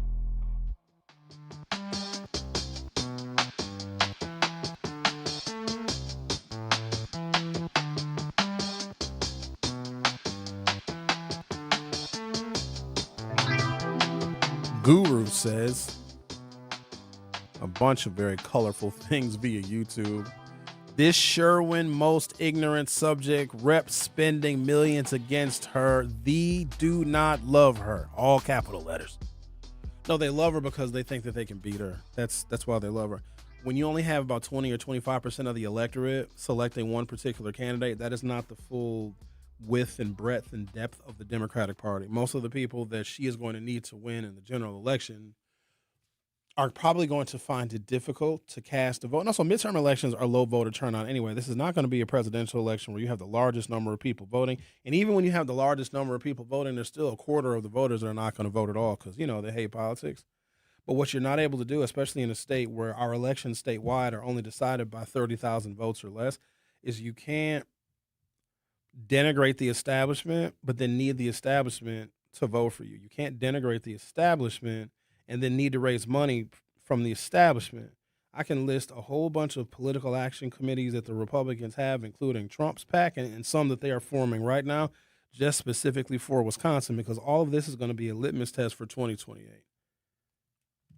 I think that she is raising the profile of democratic socialism, and also at the end of the day, she's not a Democrat. And I'm sure if you sat down with her, she'd tell you that, and she would tell you where she disagrees with the Democratic Party, even though she runs as one and got elected as one. Madison is also not reality. They do stuff in Madison that only flies in Madison, and the people they elect and their political stances in Madison are very, very unusual and not necessarily generalizable to the rest of the country. California could be another example. California does stuff, and they're way ahead of the curve on a whole bunch of different things. What Gavin Newsom and Democrats in California can do and what they can pass for their state, which is a very unusual place because it's one of the largest world economies, even though it's 1/50th of America, the things that they do are not necessarily generalizable to the rest of the nation. But where my issue is strongest is for education. Black kids can't read. And the policy that is being promoted by far too many Democrats running in this race is to take away the options for poor black families to get their damn children to read. And if you think that I'm going to bend on that, I simply cannot. I can't do it. I can't unless there's a major policy shift. Also, I got some demographic information on who the Democratic Socialists are that I want to share with folks so you're more well-informed. Because I come to find out people just listen to me to make their decisions. Why y'all putting all this pressure on me? Dr. Ken and I are doing election coverage tomorrow night, which it was a good idea a couple of weeks ago. Now, I just want to take a nap. Well, I'm going to go vote first. I'll go vote, and I'm going to go sleep. And I'm going to wake up. And look, the results. Let's talk to Adam. You're on 1017 The Truth. How are you? Yes, I'm great for an old guy. I was just wondering what you made a statement about Christmas. Huh? And if you believe in the Bible, it's an easy way to get rid of Christmas. All you got to do is read Jeremiah chapter 10. All right. Nope. That's all I got to say. I'll say it one more time. In other words, it's call you a heathen if you believe in something like Christmas. Bye. How do we get here? Thank you, Adam. Jeremiah 34:14, 32. So now we don't like Christmas no more? What do we call this silly season? I like Christmas. I'm not particularly Christian, Muslim, Jewish. I'm not a Buddhist. I'm not really any. I like Christmas. I like the festive. I like Christmas parties. I like holidays. I like New Year's. I like Thanksgiving. I don't want to cancel them. I like the 4th of July. I like the fireworks and stuff. I like the barbecue. I don't want to cancel any holidays, and I don't want to read Jeremiah 35:44. They got flock cameras, in case anybody's wondering. So you went to the Eagle Sports Range. They got you.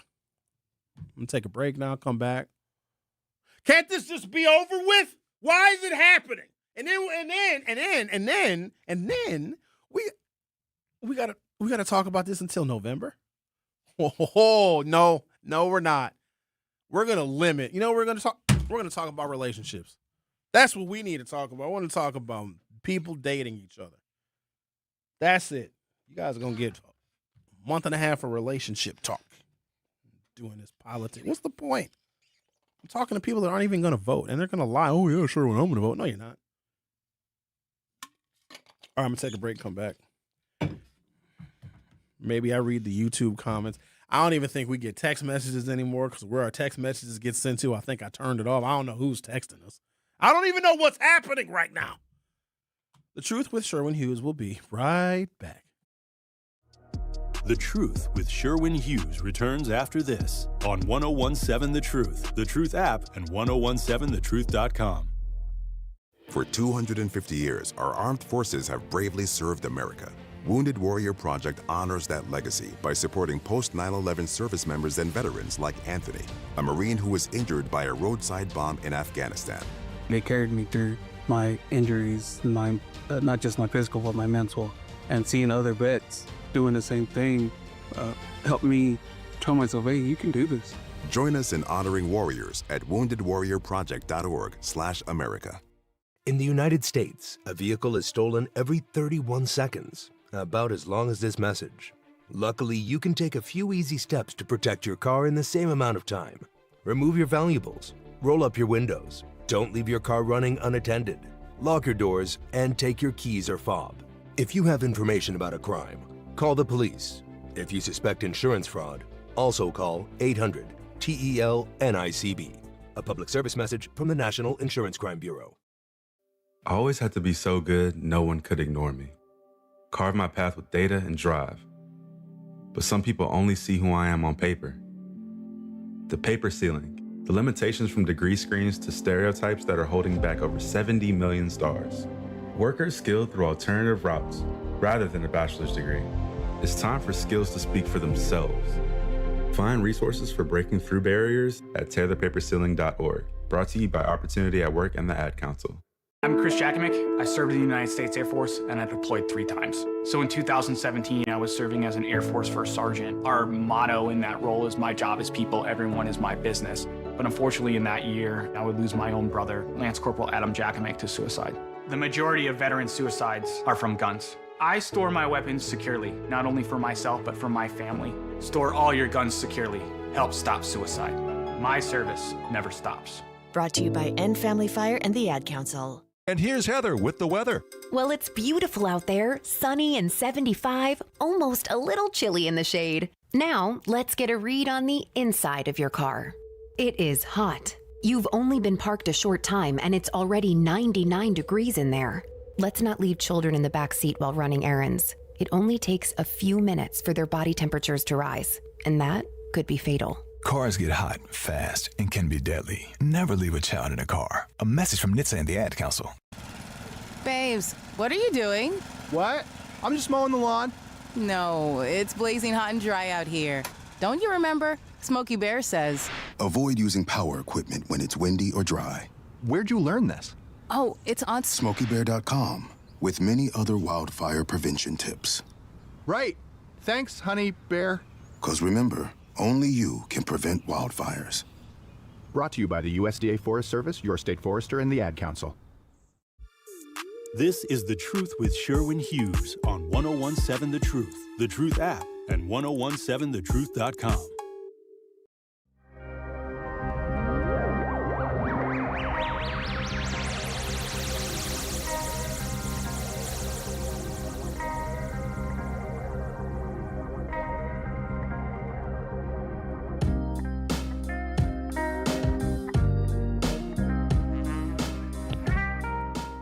Hello, Linda. How are you today? Good morning, Sherwin, and good morning to all the beautiful black and white people of America. Hey, Sherwin, the reason why I was calling is because we don't really need a candidate talking about holidays, really, when people can't really afford groceries, for real. We won't even be able to afford Christmas gifts under Trump. Let me tell you why it's significant, Linda, because for us, it is literally the most unimportant issue that can be brought up, because we know that these people that are running for office have nothing to do with the holidays. But you got to keep in mind, 2 people called this program, and that was top of mind for them. Bob was talking about it, and so was Adam. So I think that is why they're using it against Francesca Hong, because voters that don't really do a lot of research on the candidates and the issues will respond to stuff like canceling holidays. I think we overestimate how smart some voters are, because if somebody hears, even if it's impossible, oh, so-and-so wants to cancel Christmas, their mind gets made up on who to vote for just on something as silly as that. And that's the world we live in. Yes, it is, and it's a very diverse world. We are more than, the people of America are more than 2 parties or 3 parties, for real. But Linda, Americans are not smart. Like, the vast majority of people have no idea how anything works. And I can say that unequivocally, because I have been talking to all of those people for most of my life. Most people just have no idea. I love the poorly educated. And that is why the Trump era is so really, it's a class. I'm waiting for the Hollywood version of the Trump era. It is really, because we are all searching within ourselves and questioning our own values, our own standards, our own morals. And this man is taking us through the wash of our own bias and prejudice, and the ugliness of racism. So it is a class for America. But Linda, can I share something with you? So the analysis that you just nobody is doing all that. No, you are. Nobody else is. But here's the other thing that I need to say, because we have to understand this as black people. No one cares about racism anymore. When I say nobody cares about it, only us. They've gotten tired of us using it. They've got tired of us blaming it. They got tired of us talking about white supremacy and institutional and structural racism. So now when we say it, we are crying wolf. It does not move them one bit. In fact, it moves them so little that you have a referendum on the November ballot, which is going to permanently ban affirmative action and DEI, and nobody's even discussing it, because the vast majority of the people in this state and in this country do not care. And that is our current reality. I do believe that black people have become passive since the great years of the 60s and the 70s, when we had great, strong black leaders, and we've become numb or afraid of the system. But we do suffer, and people are suffering from and see the atrocities of racism. So I beg to differ on that point. But I do love Crowley's campaign ad. Every time I hear it, I'm geeked, I'm invigorated, and I want to work on his campaign, because I feel got that one day. It's one day of his campaign left. No, I don't mean. I mean for after November, because I believe that you're wrong in your predictions, because just like you was wrong on your Powerball numbers. Remember, you were so adamant. So you're saying because I didn't guess the Powerball numbers, which is 1 in 290 million, that I'm going to be wrong on an election, which is going to be 50-50?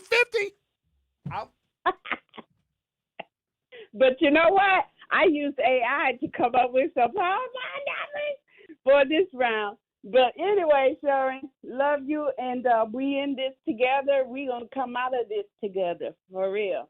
Because black people are very resilient. Look at our history. Hello. See you later. What is the point of any black people? Nobody cares about racism. Hey, that's racist. Stop doing that. Shut up. That's racism. Stop being racist. Shut up. I told y'all that there was a consequence to pay. You know how we've been seeing. Am I still talking about flock cameras? I didn't really finish talking. Can I get back to flock cameras? I don't want to. Okay. I'll do that. I'm going to take a break in a little bit. I'm going to come back and talk about the flock cameras and how they played us, and they got all y'all license plates. So you're anti-flock camera? At this point, I don't even care. You should be anti. Everybody knows where I'm at all the time, any damn. Well, I can't hide if I wanted to. You know what I did? I got off of land this weekend. I also got to admit something to you. I saw you post that on Facebook. You know where I went over the weekend? We went to Racine. I had a damn time of my life. I was like, oh, no. On your boat? It ain't my boat. On the boat? It is. We call it the boat. My guy got a boat. He's like, hey, man, come to the crib. I said, all right, what's going on? We finna take us a ride. I'm like, word? I like rides. Where we going? He said, we're going to take a ride down to the Racine Harbor. I said, we need to talk about this. I said, I'm not safe if I go to Racine. He was like, what you mean? I said, please, we need, where else can we go? He's like, oh, no, they got this nice little harbor. It's real, it's quaint and it's nice. You got all these big, beautiful boats. You got all these little nice little restaurants. There's a little change of pace. We're going to get on the lake. We're going to go due south. We're going to open up the throttle on the boat, and that boat is fast. He said, we're going to take us a little ride. The water is going to be nice and calm. Let me tell you something about Lake Michigan. When you're about a mile, 2 miles offshore, it looks like an ocean. It is absolutely breathtaking. Sometimes I got to get away. I got to get off land because a bunch of y'all is on the land, and I need to be far away from y'all. So I said, all right, well, hang on now. Are you sure we need to go to Racine? He said, no, man, it's going to be good. It's going to be good. Man, we got the Racine to the little harbor. Now, it's small, but it looked like a little paradise. I was like, I can't believe I'm in Racine. And the people were nice. We got up, we put the boat in the dock, and we walked up the little dock because the restaurant, you walk into the restaurant right off of the water, right off the little pier, off the little dock. They was like, hey, everybody. Welcome. Come on in here and sit down. We got all sorts of delicious food. Y'all going to be eating. You're going to be drinking. What you need. I'm Sally. I'm going to be a server. I'm Jennifer. I'm going to be a server too. And I'm Jonathan. I'm just a white dude who wants to be nice to you. I was like, damn you, Racine, for changing my mind. But where we were is not the real Racine. This was a different kind of Racine. Even the people that were at this kind of Racine, they don't even like the kind of Racine that we don't like.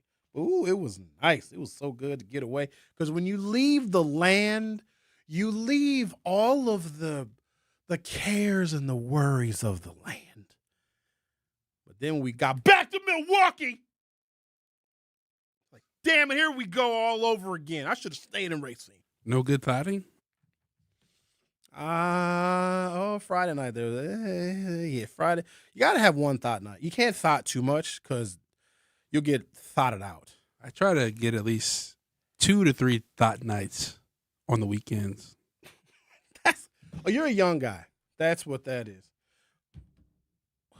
Yeah, I got a thought in doses because you don't want to I'm too old. Last thing I need is to have a thought attack. You know what I'm saying? And that's a whole embarrassing thing. All right, I'm going to take a break, come back. Am I going to come back? I'm going to talk about the flock cameras and the Eagle sports people. Oh, no, we're going to have a Juneteenth shoot around. Come after Juneteenth Day and come and shoot your guns. So they got paid to have the flock cameras. Very unusual place to have them, right? But also very helpful to law enforcement because you know who the biggest organized group was that was against concealed carry in the state of Wisconsin? Us and Illinois were the last states to get concealed carry. The whole rest of the country had some form of concealed carry. It was us and Illinois. And then when Scott Walker got elected governor in 2010, inaugurated in 2011, one of the first pieces of legislation he authored with his Republican-controlled legislature was allowing for concealed carry in Wisconsin. You know, Republicans love guns very much. They love guns, Christmas, Thanksgiving, the Bible, Trump. Right? Law enforcement kept concealed carry illegal in Wisconsin for decades. Believe it or not, law enforcement, well, you're going to believe it because it makes a lot of sense. Because when you have concealed carry in your state, every interaction with the public is now different. There's more risk involved for law enforcement. Every traffic stop is now more risk. Nothing is routine as it is. Oh, a routine traffic stop in a state that has concealed carry versus a state that does not.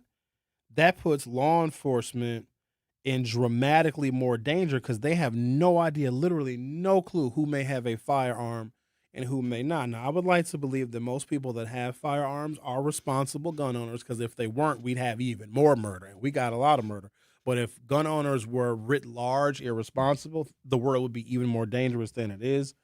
But it just adds just another element of mistrust between law enforcement and the public, and that is something that we have been working on, trying to increase trust between law enforcement and members of the public. And so if law enforcement has rightful concerns about the number of people that have guns, because we as a public want less guns on the street, then flock cameras at a gun range that comes on black radio to promote a Juneteenth shoot-around, not 1 year, but 2 years in a row, is a way in which we can document and record the African Americans that went to that gun range.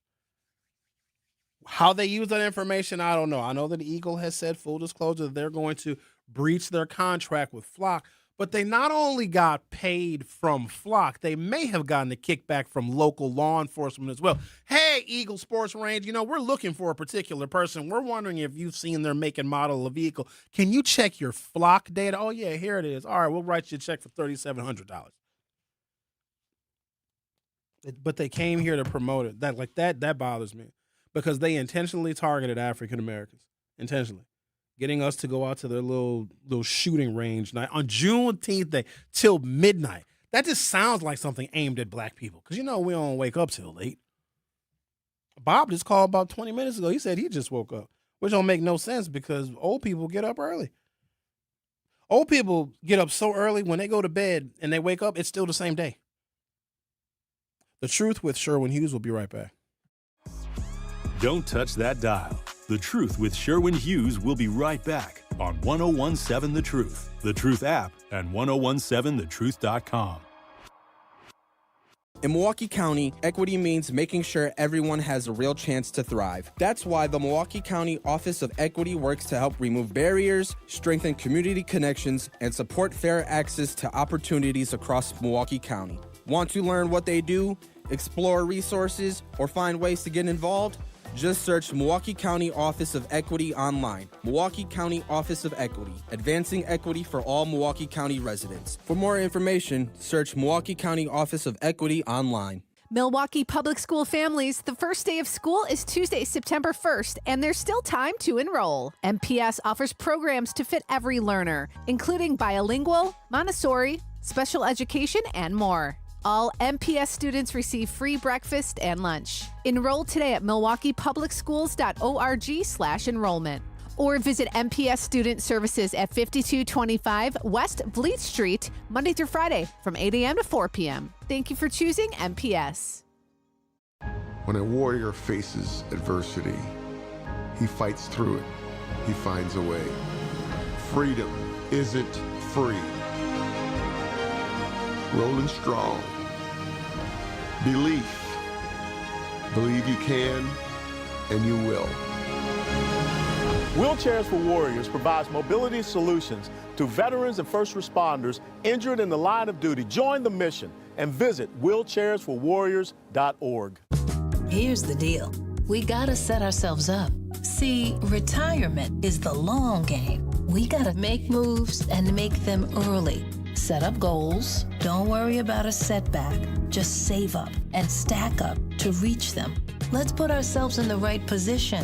Pre-game to greater things. Start building your retirement plan at thisispretirement.org. Brought to you by AARP and the Ad Council. This is The Truth with Sherwin Hughes on 1017 The Truth, The Truth app, and 1017thetruth.com.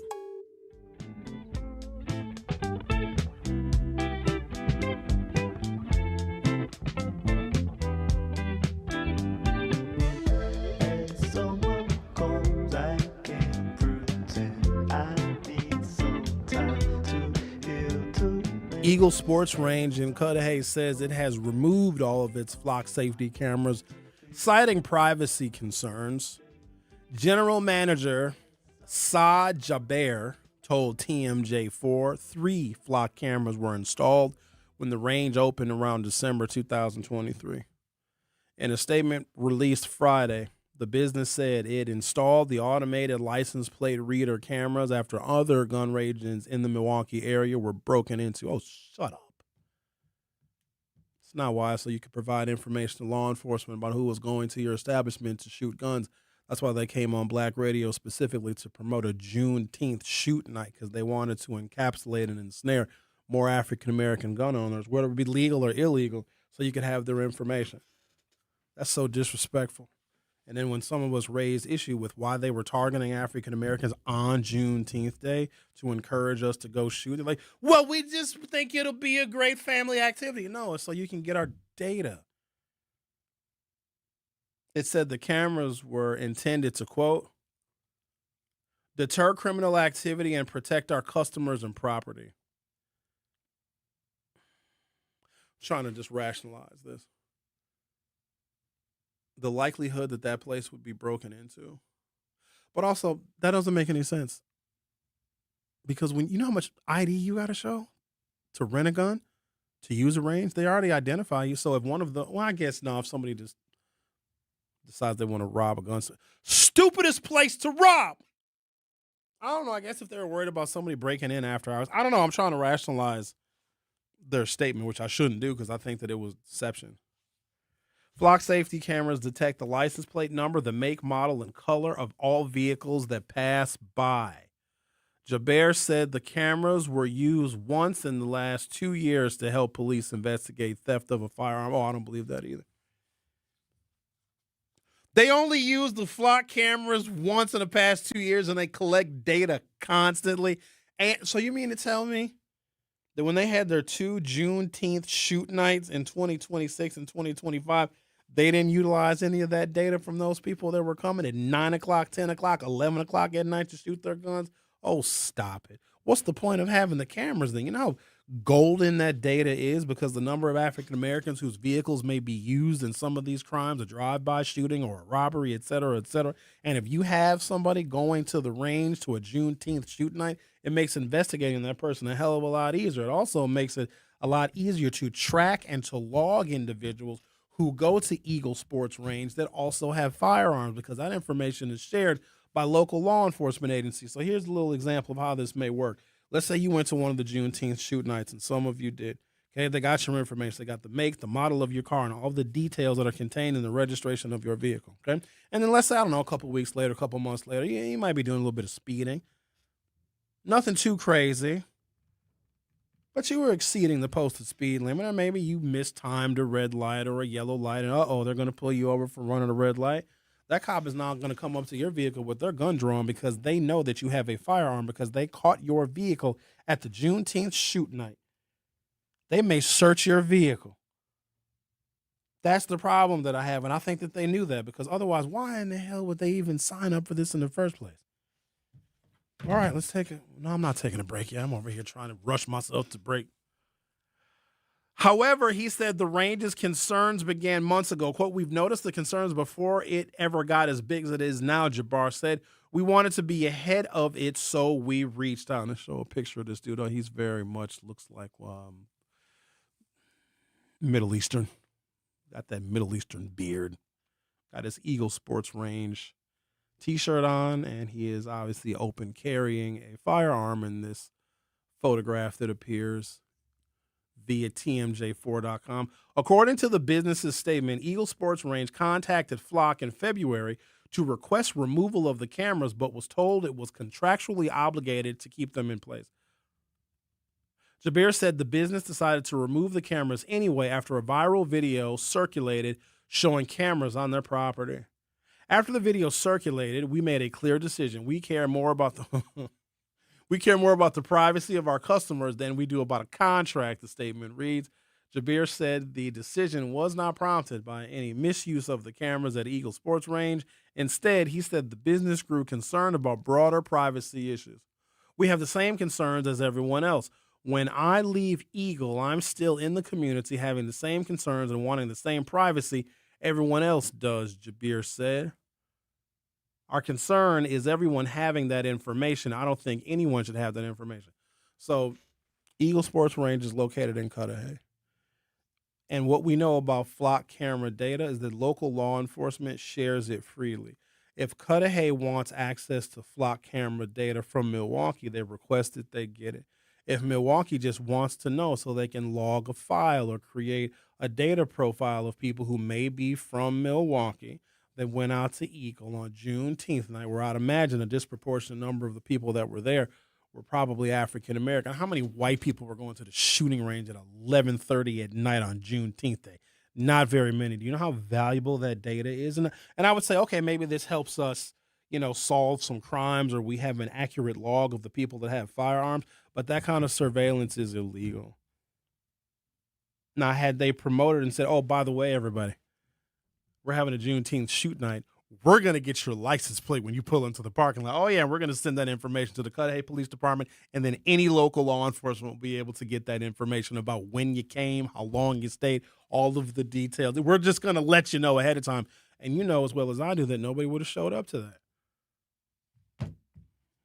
But they took advantage of us, and I don't like that. We got to be a little bit more vigilant. I'm also going to, maybe I got to take a more active role. Got to be careful who you let come on a 101.7 The Truth, Milwaukee Black Talk Radio. Some people trying to take advantage of the blacks, including some of these candidates.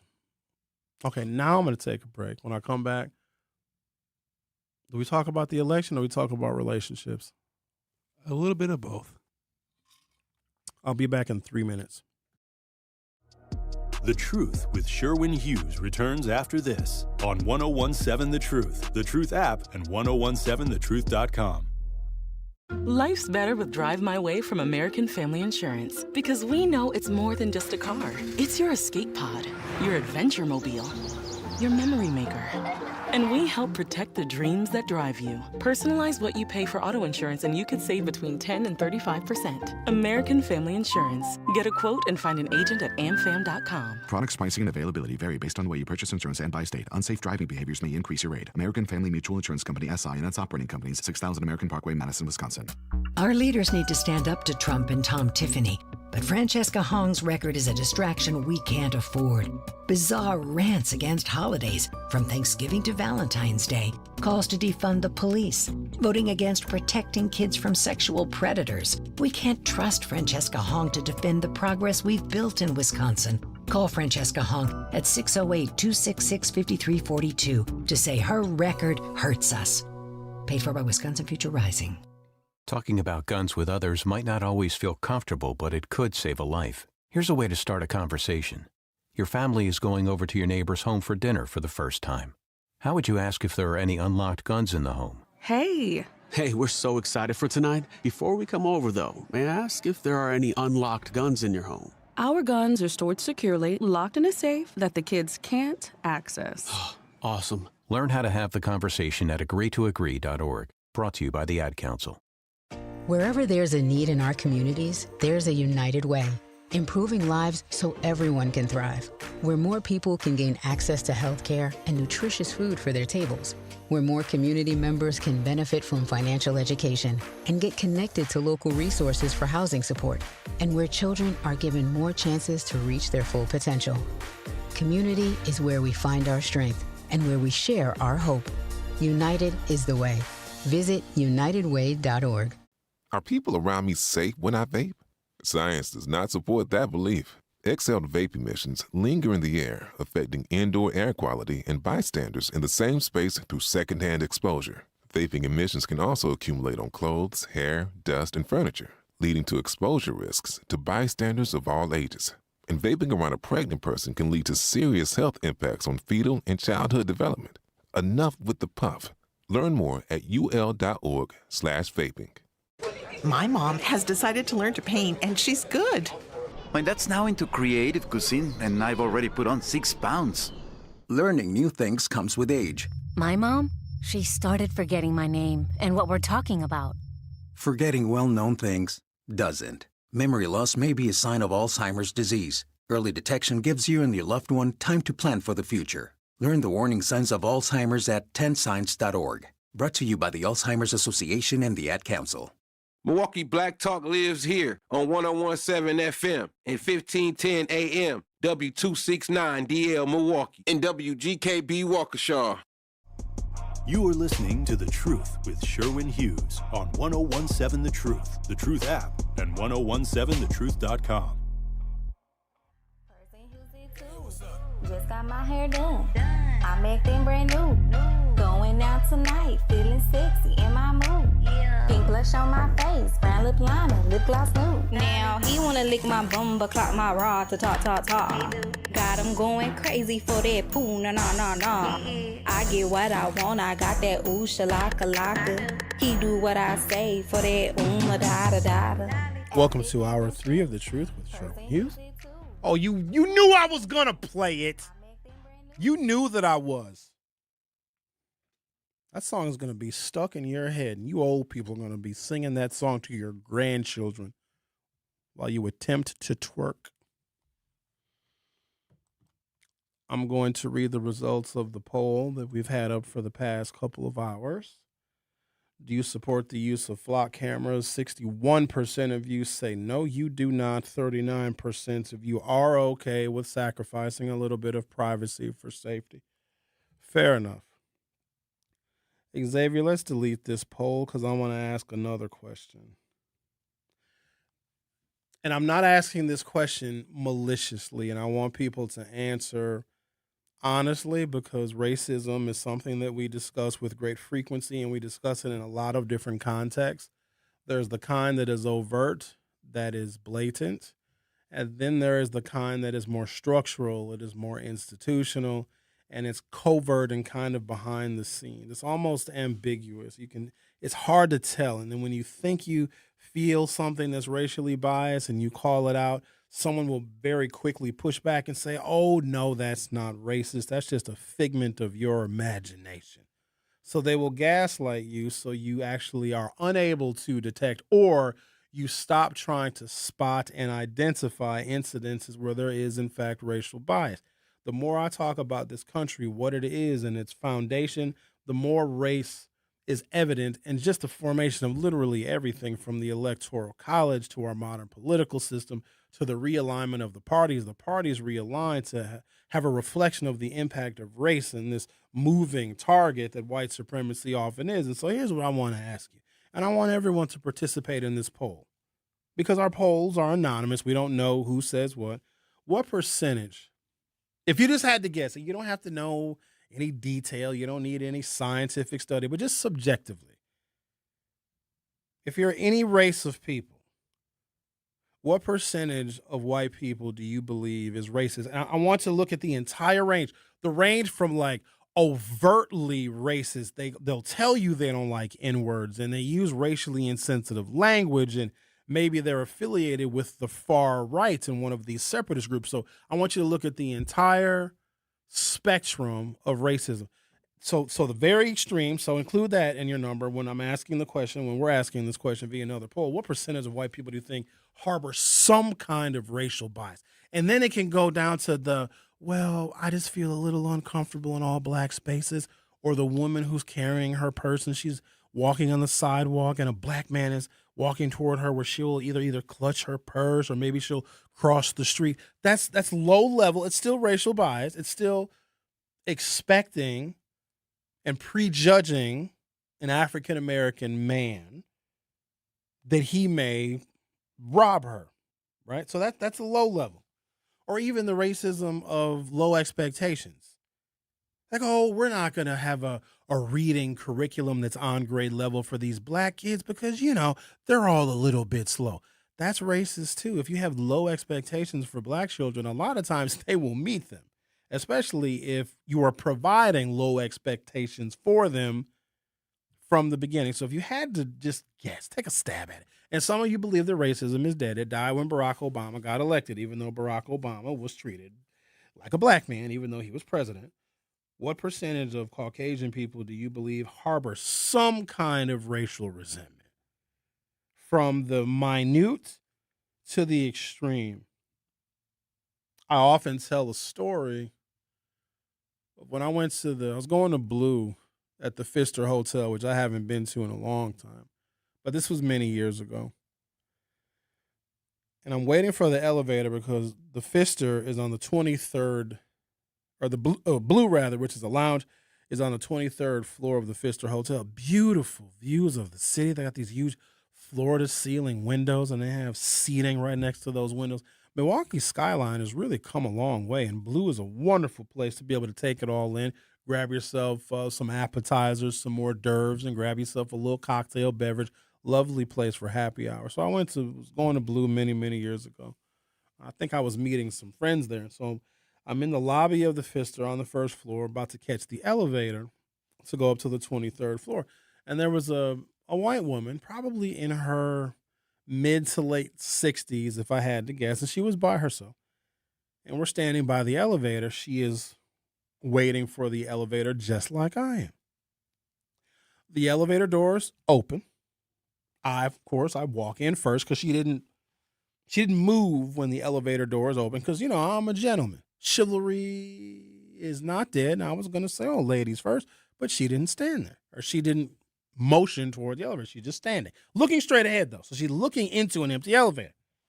So I walk in the elevator. You know how you do that thing where you hold your arm against the elevator door just so it doesn't close? And she stood there.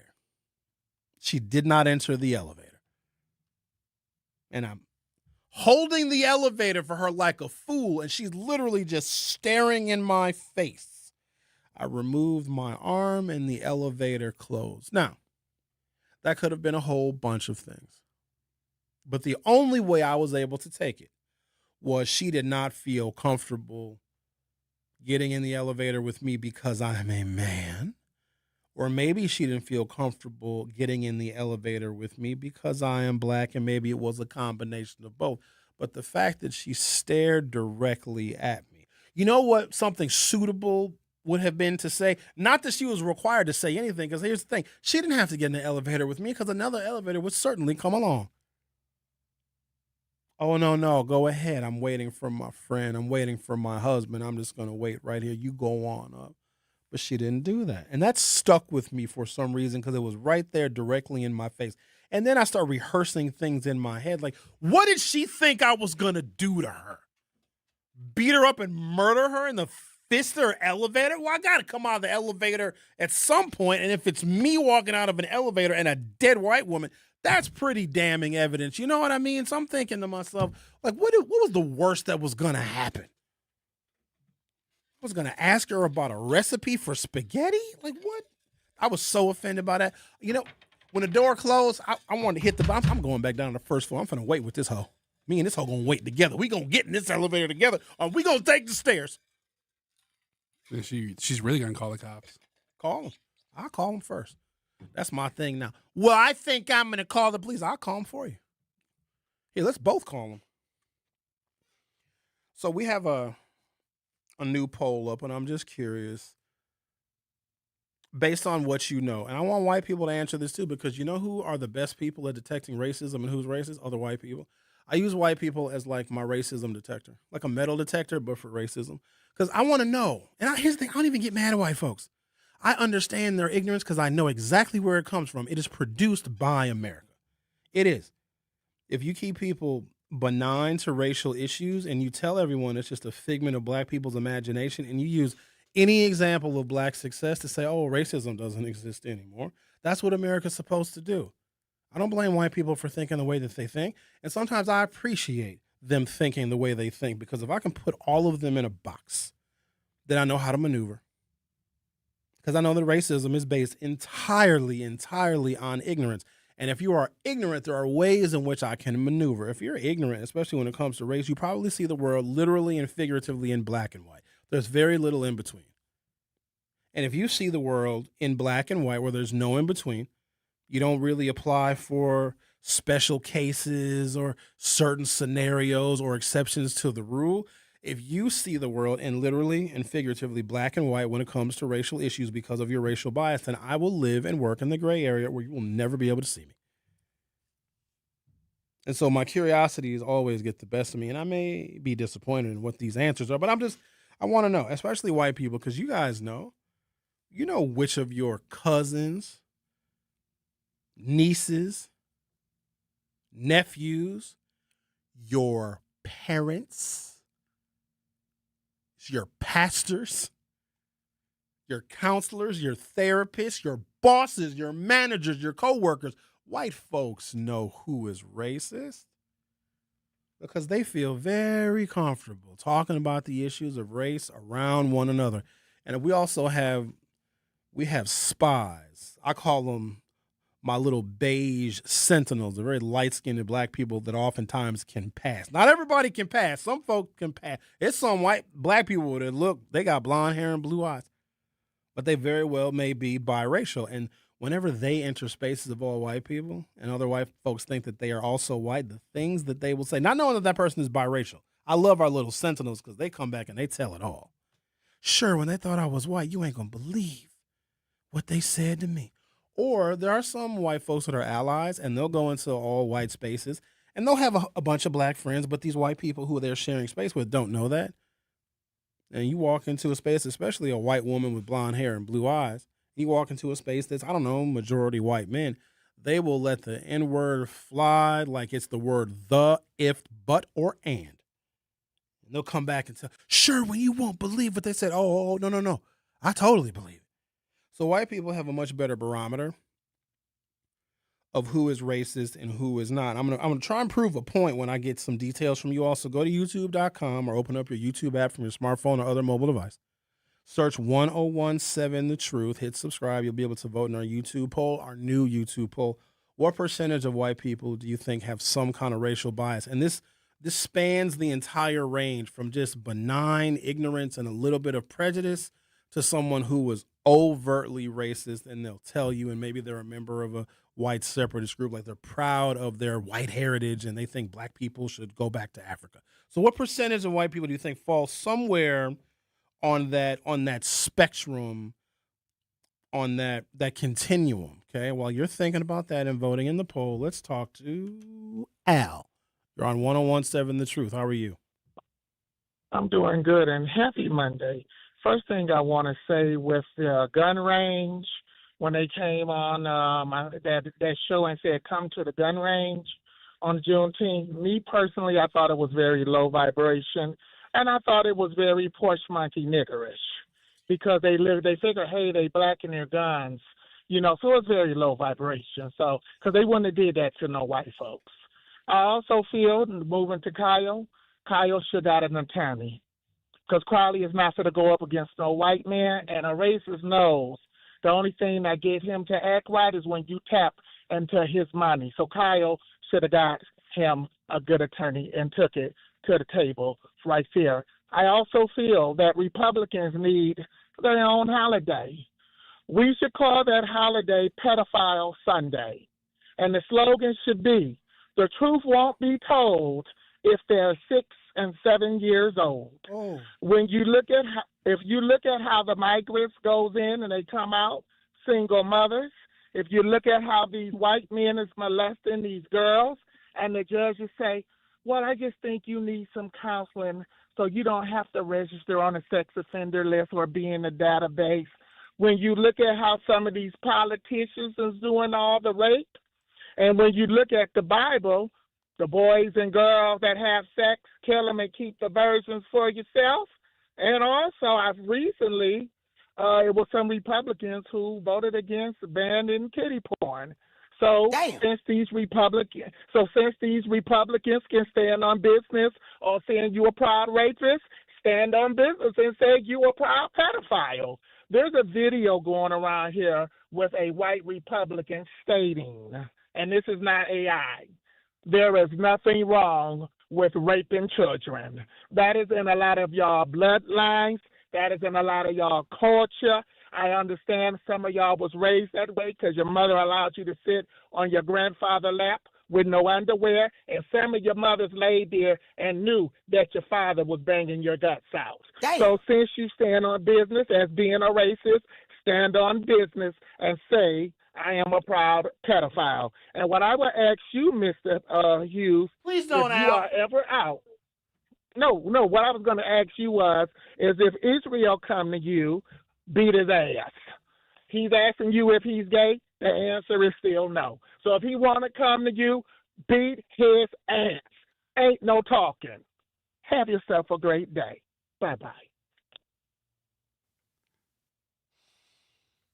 Israel's made of steel. He's the only man I know that's survived gunshots from the cops. I saw him here. I think it was Friday. He was creeping around the market hall. Friday? Yeah, he was this here. past weekend. Yeah, just when I left Friday, he was here. I saw him in here in the market hall area. But when I walk out of here, you can't.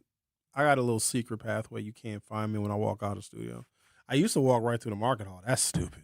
That's crazy. Yeah, and he then was in the market hall. He comes here. He was banned. I don't know if they lifted the ban or if he's able to sneak in. The security here is not exactly top notch. And then I saw him on. He was outside the parking structure on Michigan. He got banned. Yeah, heard he was hiding in the bathrooms. I don't know if that is what got him overnight banned, but there was another time where I saw him talking to security because he was. Who knows? I don't know. Sounds pretty scary to me. Yeah. But so when I saw him, he doesn't know what I drive. Well, you might. I was like, should I just go get dude real quick to snatch him up? I was like, nah, I don't want to do that. Sometimes you gotta let folks know. But I don't want to be involved in that because people think it's sweet. Yeah, don't be playing crazy with a crazy person. I'm crazy too now. Clearly, I come here every day. I don't know. You saw that video. You played the video. That's pretty insane to me. Throwing a was that a rotor? Brake rotor. But a brake rotor. What he said was much more telling. He was telling the cop to kill him. He was like, "Kill me. You don't understand the things that I see." You know what I mean? Like that's not. Yeah. That ain't cool. So he's not nearly the only one. In the time that I've been doing this, paranoid schizophrenics that listen to talk radio can be particularly dangerous, especially if they're not medicated, because they will very easily justify that I am speaking directly to them. They have no idea, no concept that I'm talking to a large audience. They hear me and they think that I'm speaking directly to them. Case in point, Michael Jackson's song Billie Jean. Billie Jean was Michael Jackson's stalker. And I guess she was like dangerous. She's a real person. And Mike was so spooked by Billie Jean, he made a song. Now the song went platinum many, many times over. But no, parasocial relationships are very real. All right, what am I doing with my life? Take a look at the poll here. What percentage of white people do you think are racist? Yikes. 0 to 10%, 9% of you say 0 to 10%. And this spans the entire spectrum of racism from overt, like I hate N-words, I want to separate from N-words. The people that form this all-white colony, I think it's in Idaho is one of them. There's a couple of them where white people want to start these all-white towns, whatever. And there's another one in Arkansas. So the whole spectrum. So from overt and wanting to separate and wanting to be, being a part of a white nationalist group, to people who just have a real, like a small basic level of racism or prejudice, like, oh, black people are thieves, or I don't want to get in the elevator with a black person, or black children are dumb, so we have to water down the curriculum, or we have to do all of these things for African Americans because they're clearly helpless. Because there's a kind of racism that is low expectation. So there are those people, and sometimes they're liberal, like, oh, you blacks are just dumb, you don't know any better. We want to help you. We want to make sure you get all the welfare that you need because you're poor and you can't work and you're probably very dumb. That's a kind of racism as well, even though it may come across as very sweet and very gentle. And there's something else that happens that I notice in society. It happened a couple of times this weekend. When people, it feels artificial, it doesn't feel real, it doesn't feel organic. When people are just like unnecessarily nice to you. Like I was a white woman that was walking. I went to the Sweet Diner for brunch yesterday. My first time going to the Sweet Diner. I like the Sweet Diner. I'm walking into the Sweet Diner because we got the little text message that our table was ready. And I'm far away from the door. I'm uncomfortably far away from the door, but this white lady was like, I'm going to hold the door for him. She very easily could have just walked in and gone and sat down and just gone about her business. But then you feel that pressure to like jog because they're holding the door for you. Like you got to like speed up. And I don't really move any faster when somebody's holding the door for me. I just make it look like I'm moving faster to show that I'm appreciative that they're holding the door. There's things like that. Or during the George Floyd era, there was a situation where, I was walking toward crossing the street. So I wasn't even near where the crosswalk was. And this white woman in this SUV, she just stopped. And I'm like, I'm 100 feet away from the crosswalk. Like, I'm still, she could have very easily kept driving. Oh, no. She stopped and she waved me to go across the street. Like, oh, I'm going to stop my vehicle for you. Like, what is that? Like, don't be overly nice to me like I'm helpless. I don't know. I don't trust their intentions, even when their intentions come across as nice. So here we have so far the question of our new poll, because I'm trying to figure something out. I'm going to take a break. When I come back, I'm going to discuss something with you where I just want you guys to have a little more details about the Democratic Socialist people, because you're about to elect one. What percentage of white people do you think have some kind of racial bias? 8% of you think 0 to 10% of white people have some kind of racial bias. 3% of you think 10 to 30% of white people have racial bias. 21% of you think 30 to 50% of white people have some kind of racial bias. And 68% of you think that over 50% of white people have some kind of racial bias. I would fall into that category just because it's so easy to have at least a low level of racial bias against black people. And I'm not talking about Asians here. I'm not talking about Latinos and Hispanics. I'm not talking about all people of color. I'm talking about specifically black people. So 68% of you think that half or more of white people have some kind of racial bias. Okay, take a break, come back, continue our conversation. The Truth with Sherwin Hughes will be back in a couple minutes. The Truth with Sherwin Hughes returns after this on 1017 The Truth app, and 1017thetruth.com. In Milwaukee, just 9% of fourth graders can read at grade level. 9%. This is a shameful crisis. Behind those numbers are our kids, our friends' kids, the next generation of Milwaukee. This is what's at stake in the August 11th primary election. The future of every Milwaukee child. Vote for candidates who will fight for all of our kids. Learn more at cfcactionfund.org. The possibility of lung cancer can be pretty scary, especially if you're one of approximately 8 million current or former smokers at high risk. That's why SaveByTheScan.org wants you to know that now there's a breakthrough low-dose CT scan that can detect lung cancer early, and it only takes 60 seconds. You stop smoking, now start screening. For an easy quiz to see if you're eligible, visit SaveByTheScan.org. It could save your life.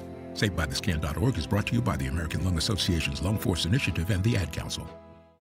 Reading aloud to children sharpens their listening skills, expands their vocabularies, and nurtures a lifelong love of reading. That's why Reading is Fundamental, the nation's leading children's literacy nonprofit, offers free monthly read-alouds by popular authors through its Rally to Read program. Visit rallytoread.org to watch the read-alouds and discover exciting reading activities for school and home. Visit rallytoread.org today.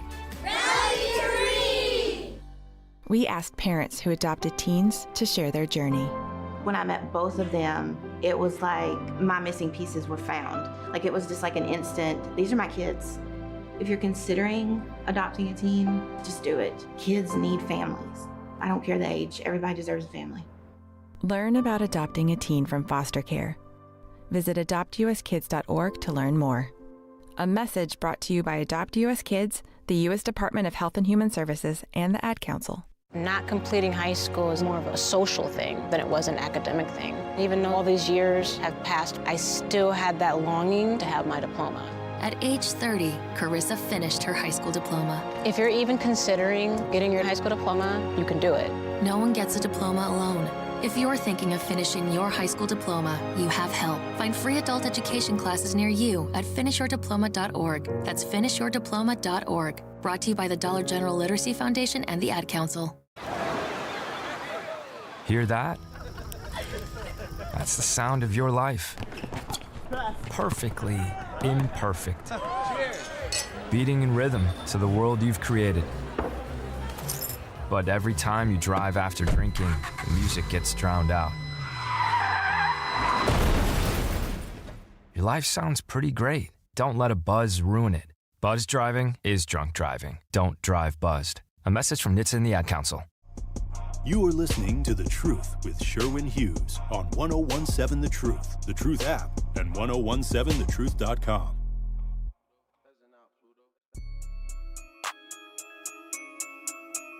I'm from a place where we don't do no ratting. No. Homie, just tell me what happened. Heard it got caught with the stuck with the Heard it got left with the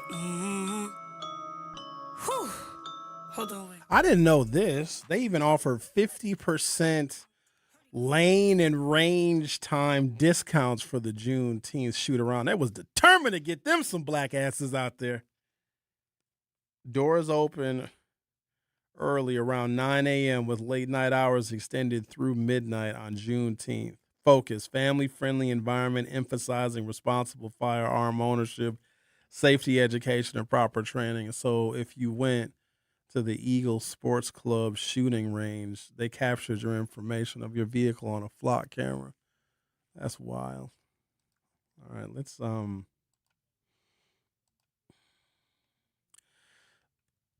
So let me look at the poll number, see if they've moved at all. Because we asked you a question: what percentage of white people do you think have some racial bias? 6% of you, just changed.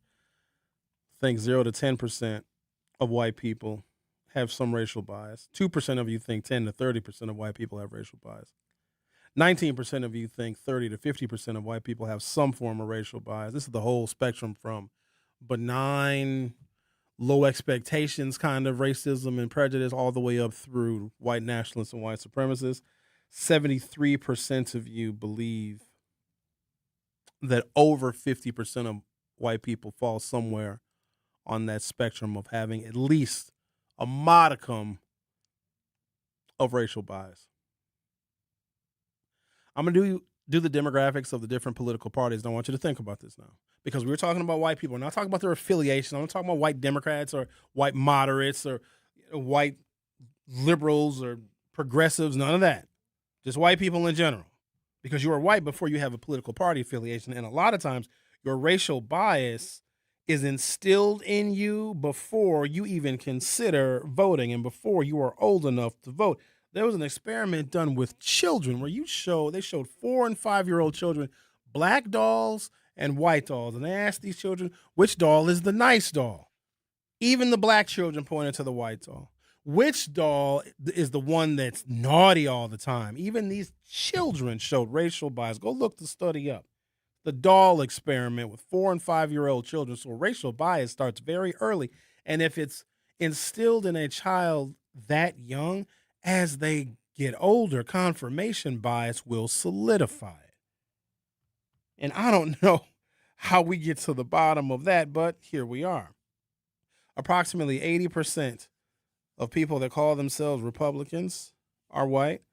The remainder is roughly 13% Hispanic, 2% Asian American, and 2% black, though minority support has ticked up slightly. So 80% of the Republican Party and people who call themselves Republicans, that vote for Republicans, are white. I don't think that shocks anyone.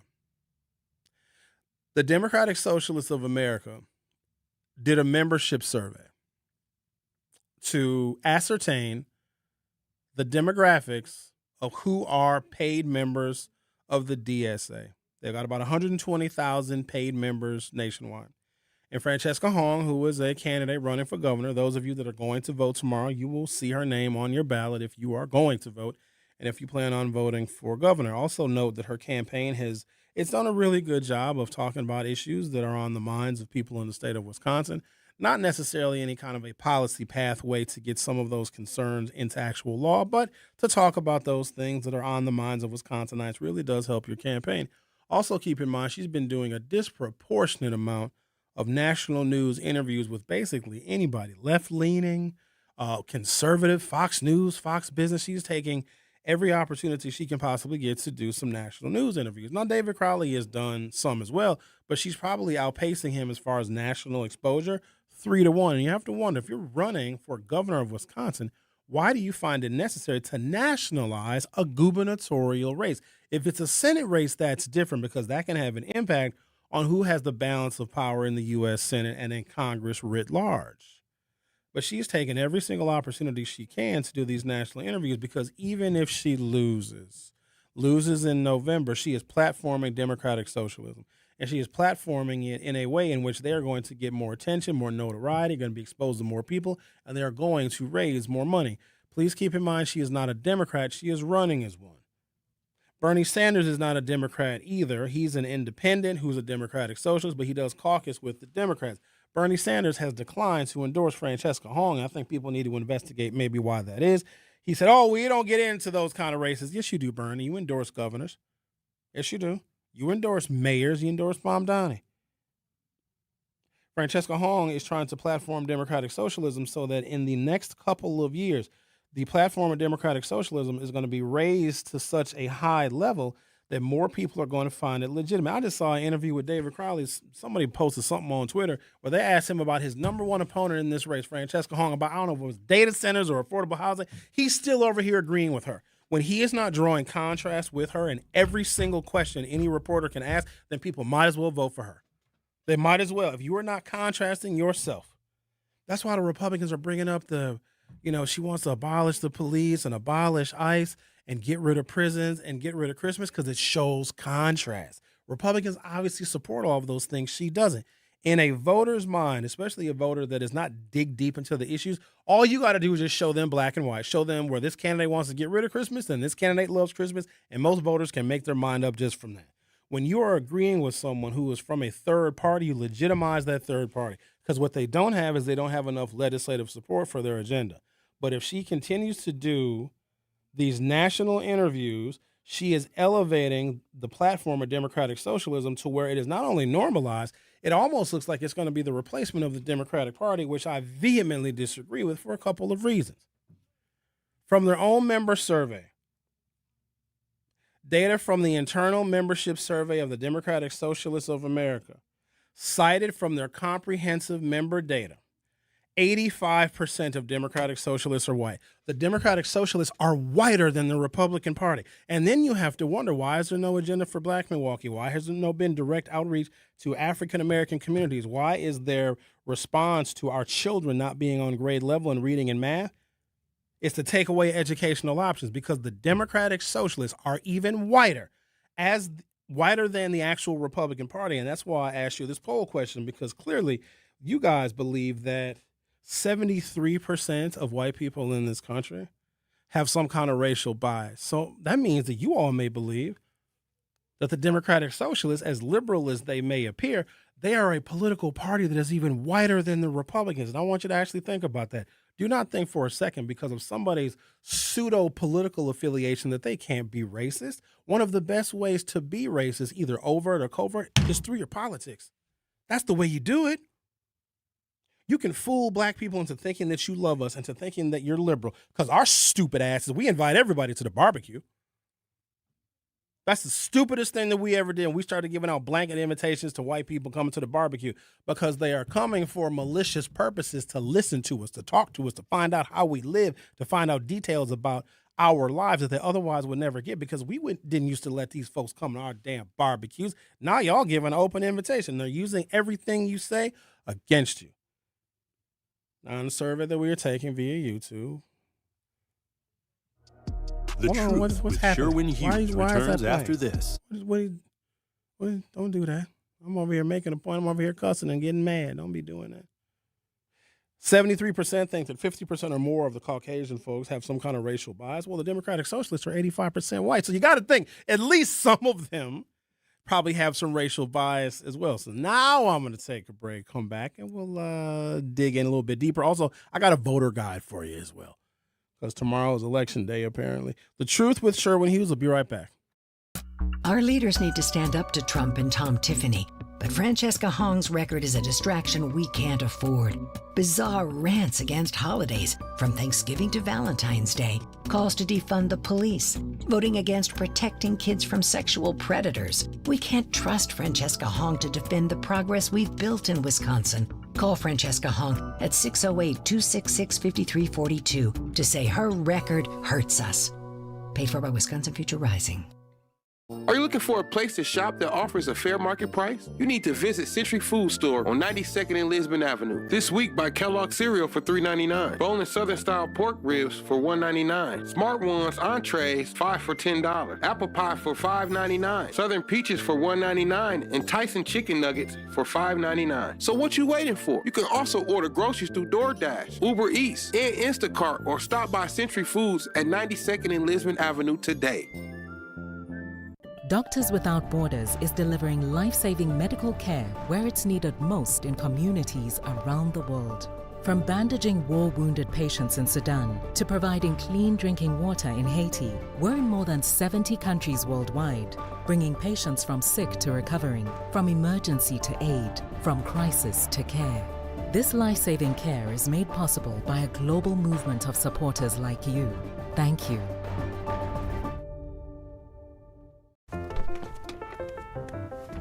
Mommy, can I sit in the front seat just this one time? Please, please, please. No, not yet. But why? Because I love you, and you're just not ready yet. Now, get in the back so I can get you in your car seat, please. Putting your kids in the right seat for their age and size is an act of love. Check that your kids are in the right seat at NHTSA.gov/the right seat. Love protects. A message from NHTSA and the Ad Council. In sitcoms, when someone has a problem, they just blurt it out and move on. Well, I lost my job and my parakeet is missing. How was your day? But the real world is different. Managing life's challenges can be overwhelming. So, what do? We get support. The Huntsman Mental Health Institute and the Ad Council have mental health resources available for you at loveyourmindtoday.org. That's loveyourmindtoday.org. See how much further you can go when you take care of your mental health. For 250 years, our armed forces have bravely served America. Wounded Warrior Project honors that legacy by supporting post-9/11 service members and veterans like Anthony, a Marine who was injured by a roadside bomb in Afghanistan.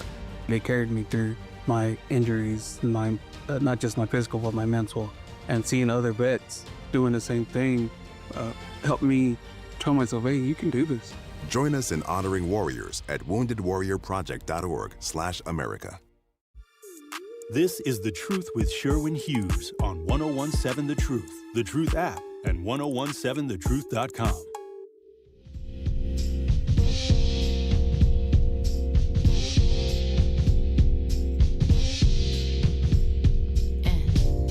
Dream of a land my soul is from.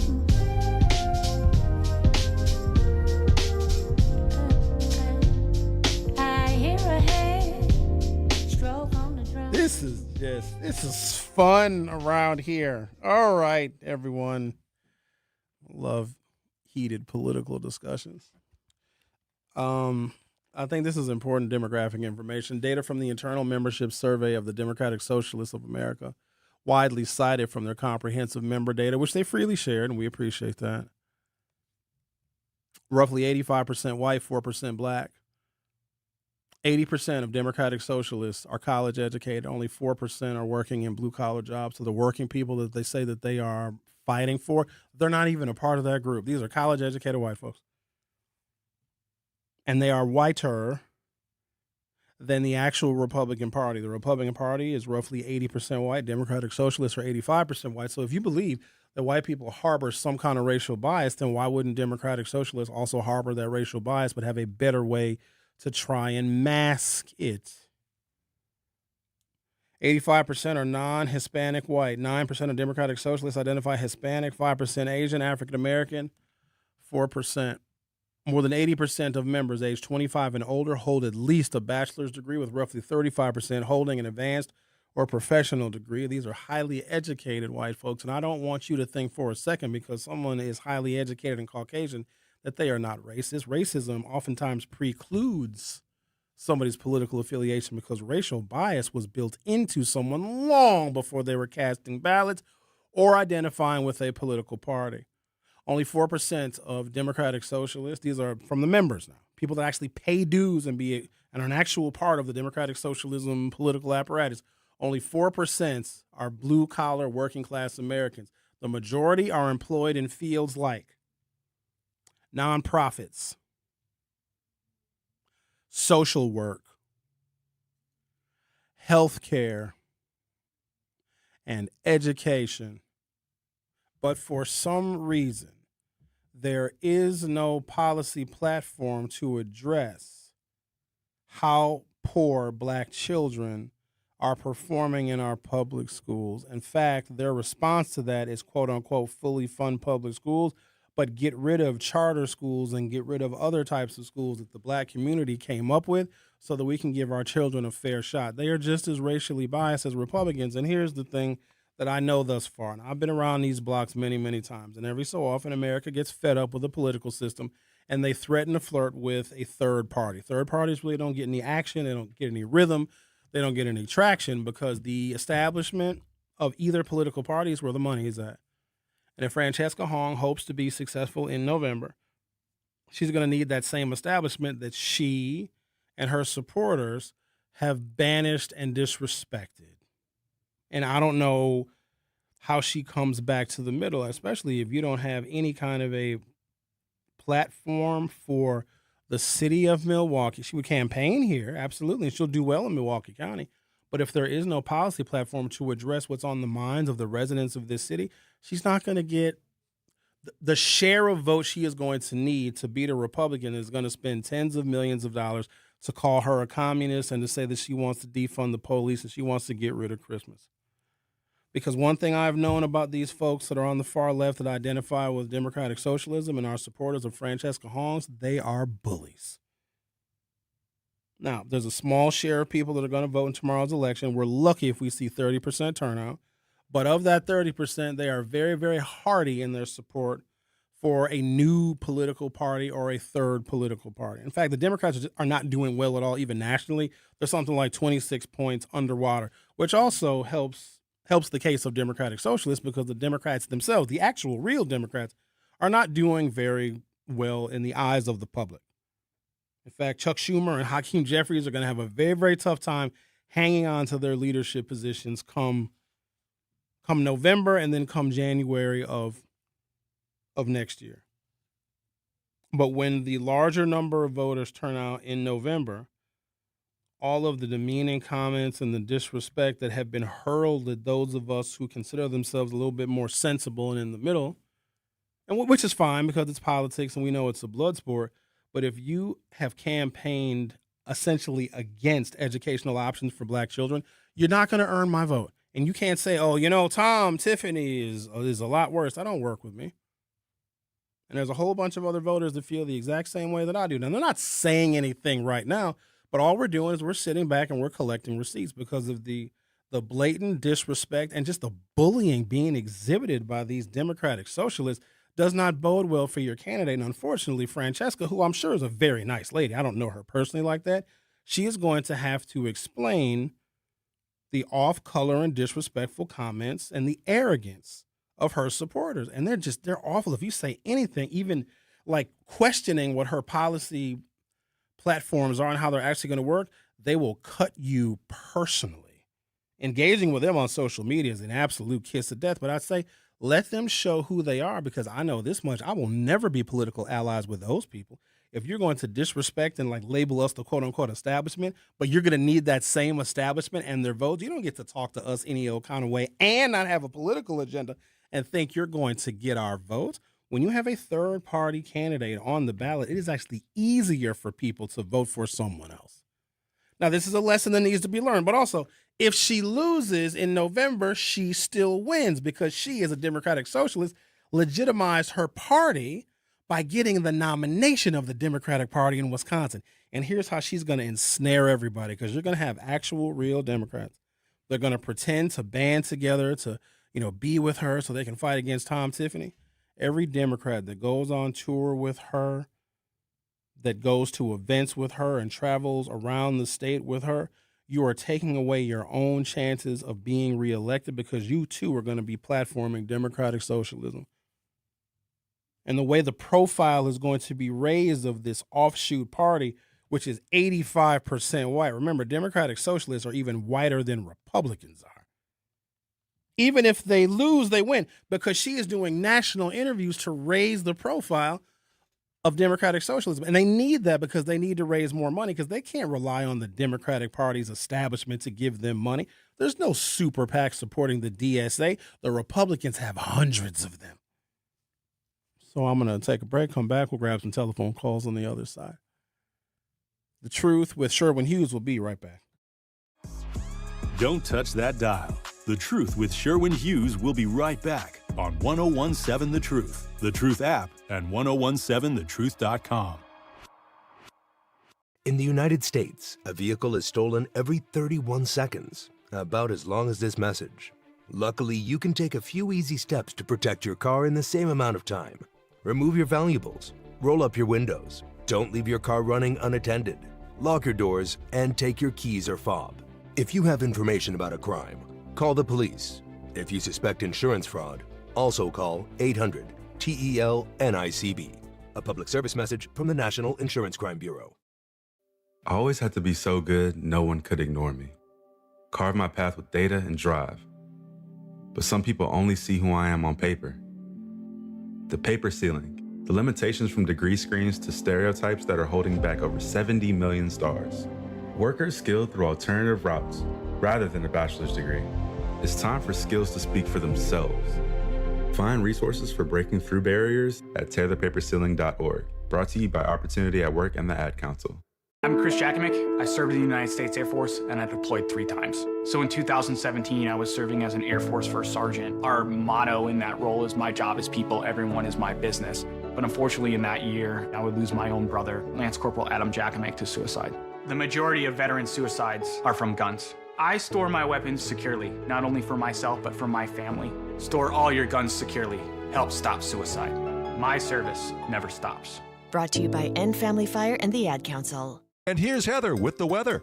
Well, it's beautiful out there, sunny and 75, almost a little chilly in the shade. Now, let's get a read on the inside of your car.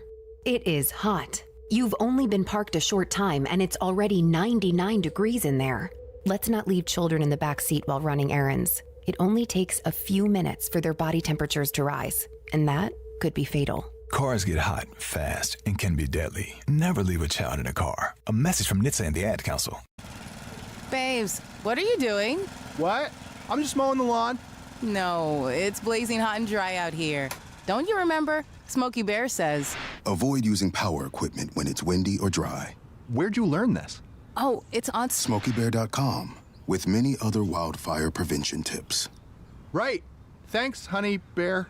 'Cause remember, only you can prevent wildfires. Brought to you by the USDA Forest Service, your state forester, and the Ad Council. When a warrior faces adversity, he fights through it. He finds a way. Freedom isn't free. Rolling strong.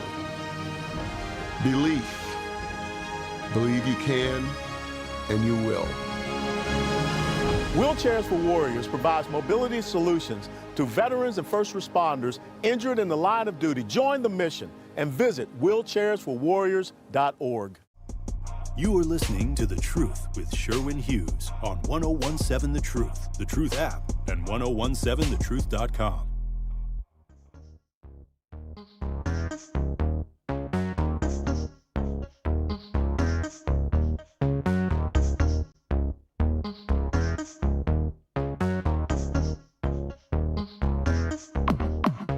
Let's talk to Al from Sherman Park. Hello, Al from Sherman Park. You're on 1017 The Truth. Hey, how you doing, Sherwin? I don't know. Your Bob killed me this morning. Your topic, I think, is dead on with the socialists being overeducated white people. I don't know where they get the socialism out of their education, maybe because they went to a African American studies class or some minority studies class, and they think they know more about black people than black people. But I was going to ask, what ideology would you prescribe to most? The ideology where it says black people are weak and disadvantaged and can't achieve, and therefore they need all these government programs, or given opportunity, you can achieve with hard work? You want me to ascribe an ideology to what part? I'm just saying, what would you rather have from your politician? Someone that believes that black people are weak, they don't have education, they're just naturally inclined to be That's at the obvious, bottom. but there has to be more nuance. You can't just look at black people in one basket or the other. There are reasons why some black people are not doing well and they're not behind and they're undereducated and they're underemployed. I want a politician that will go to the root causes of that and begin to unravel those institutional and structural policies so that we can move forward. But we're 100 years behind even attempting that conversation. But of course, I want everybody to get the same opportunities and be able to be successful and know black people are not stupid. We're just as good as anybody else. Of course, that is where I would side, but it's not that easy. It just rubs me the wrong way when I hear a white liberal tell me about black people and how we're disadvantaged. And I come from the school of thought, just the way I was raised, that if we give the same opportunities of education, that as long as we work hard, we can achieve it. There's no inherent disability in our skin color. All right. Thank you very much for your call. All right. Okay, then bye-bye. Income spread.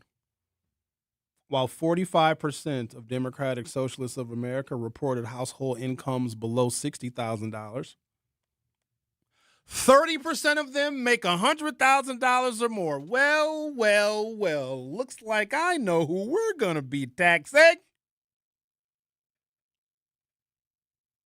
They're not even the working class people that they say they are.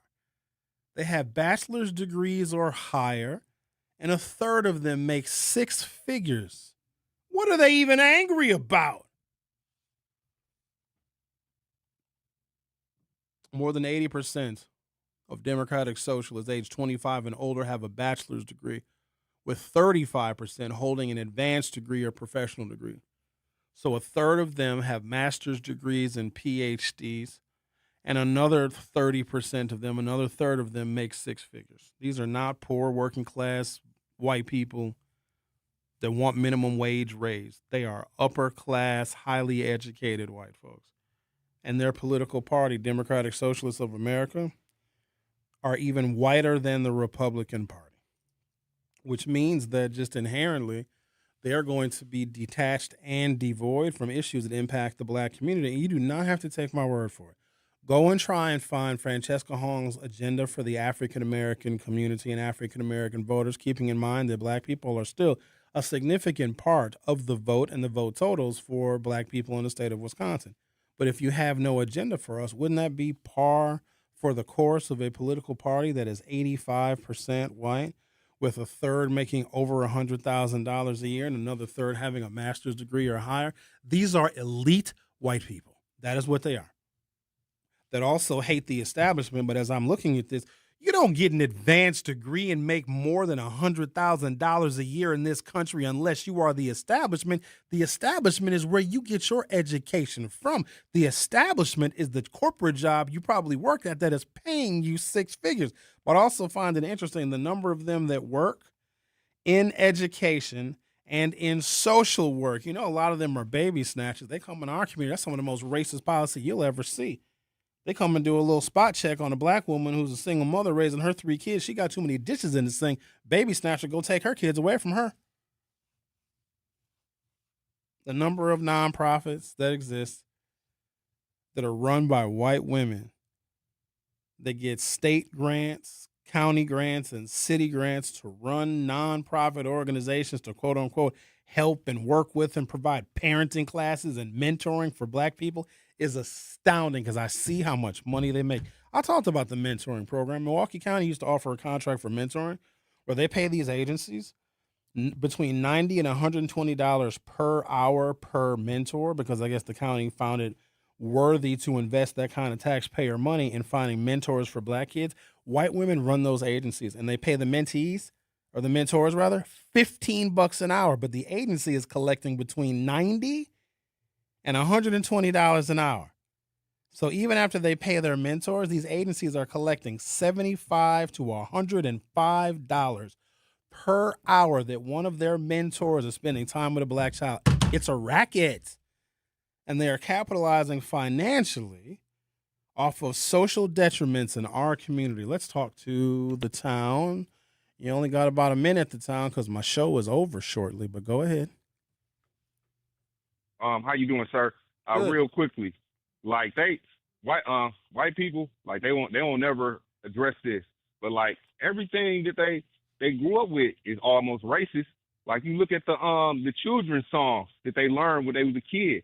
Almost all of them children's songs, they derive from like racist tropes or whatever like that, like Camp Town races and even down to